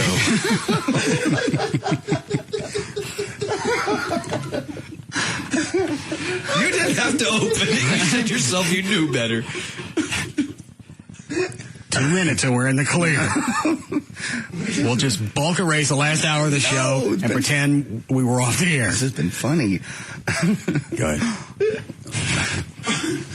Dan. Number 3, I'm going. Use iMessages. You may have heard this before. It's always better to say how you are feeling instead of putting the blame on the other person. Otherwise, they'll feel like they're being attacked and they'll go on the defensive. All of these do is water down the argument, and you never really get to where you need to go. The focus, that one's important. Yeah. The saying, here's how it makes me feel. That doesn't make you take ownership of why we're arguing. I know. You did something, you screwed up, here's what happened. Stop it. Well, maybe you did something wrong. No. Well, maybe. I'm not wrong every time I'm playing. I don't get into an argument to lose. I understand. So I'm not going to go back and take ownership. Well, here's how this made me feel. But this is an argument we can both resolve and both feel good about ourselves and the relationship. And if we both walk away and we feel good, then there was no victor, and that means they didn't learn a lesson, and that means the problem's going to recur again. What are you laughing at, Trey? I'm just laughing at you. I'm cool. What? What do you do? Bastard. I don't know what you're talking about. I looked up and he's giggling, and it made me giggle. All right. It's 7 o'clock. Let's go away. It's been fun. Are there any more on that list? Number 4 is take a timeout. Sometimes you just have to duck out and take a breather, especially with your... No, because you're not going to stay on focus. If you take a timeout, then they're going to stray, and then you got to go back and you got to relay the groundwork, and everything's from the beginning. Maybe that meant give them a timeout. Truck them. You look weary. How about some time in the Wombat trunk? Yes? No. And number 5. Dan, what did you just send me? Don't click it. What did you just send me? Don't click it. It's a better graduation picture. Don't. You gotta see it. Alan has a mullet. And he's wearing Why they put a mullet on that Wombat? I'm more worried about the polo shirt it's wearing. I don't care about that. It's the mullet that's on the damn thing. I had a hit back in the 90s.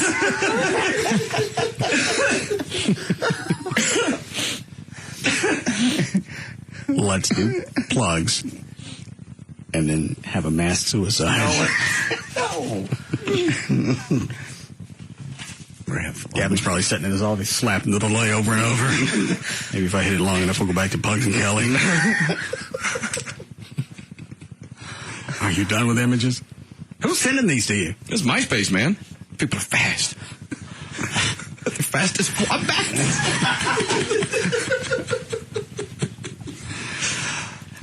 What is it, Trey? Nothing. All right, good for you. What are you hoping to? Just plugs. All right. Over my monitor, just in case. All right, let's go. For more information on The Russ Martin Show, including pictures, videos, wombats, and more, go to russmartin.com. To answer any question you may have about the show, go to russmartin.info. To email the show and during the show only, send that to studio@russmartin.com. Other show websites, johndavidryan.com, danomalley.com, djcloak.net, treytrenholm.com, and for Chuck the Band Manager, chuckwheat.com. The official caterer of the show is Sugar Babies Barbecue. Their website, sugarbabiesbbq.com. I have set up my own wombat porn sites. Wombat's Apartments, 8th Street Wombats, Wilf Hunter.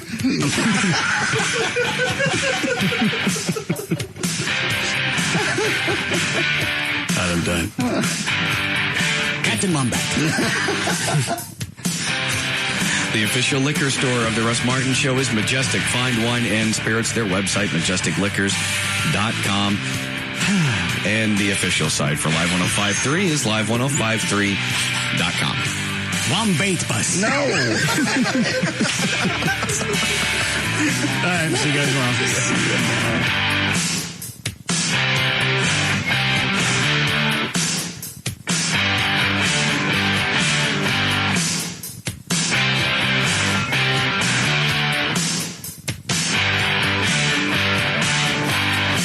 You can now listen to The Russ Martin Show anytime you want on the web at russmartin.info.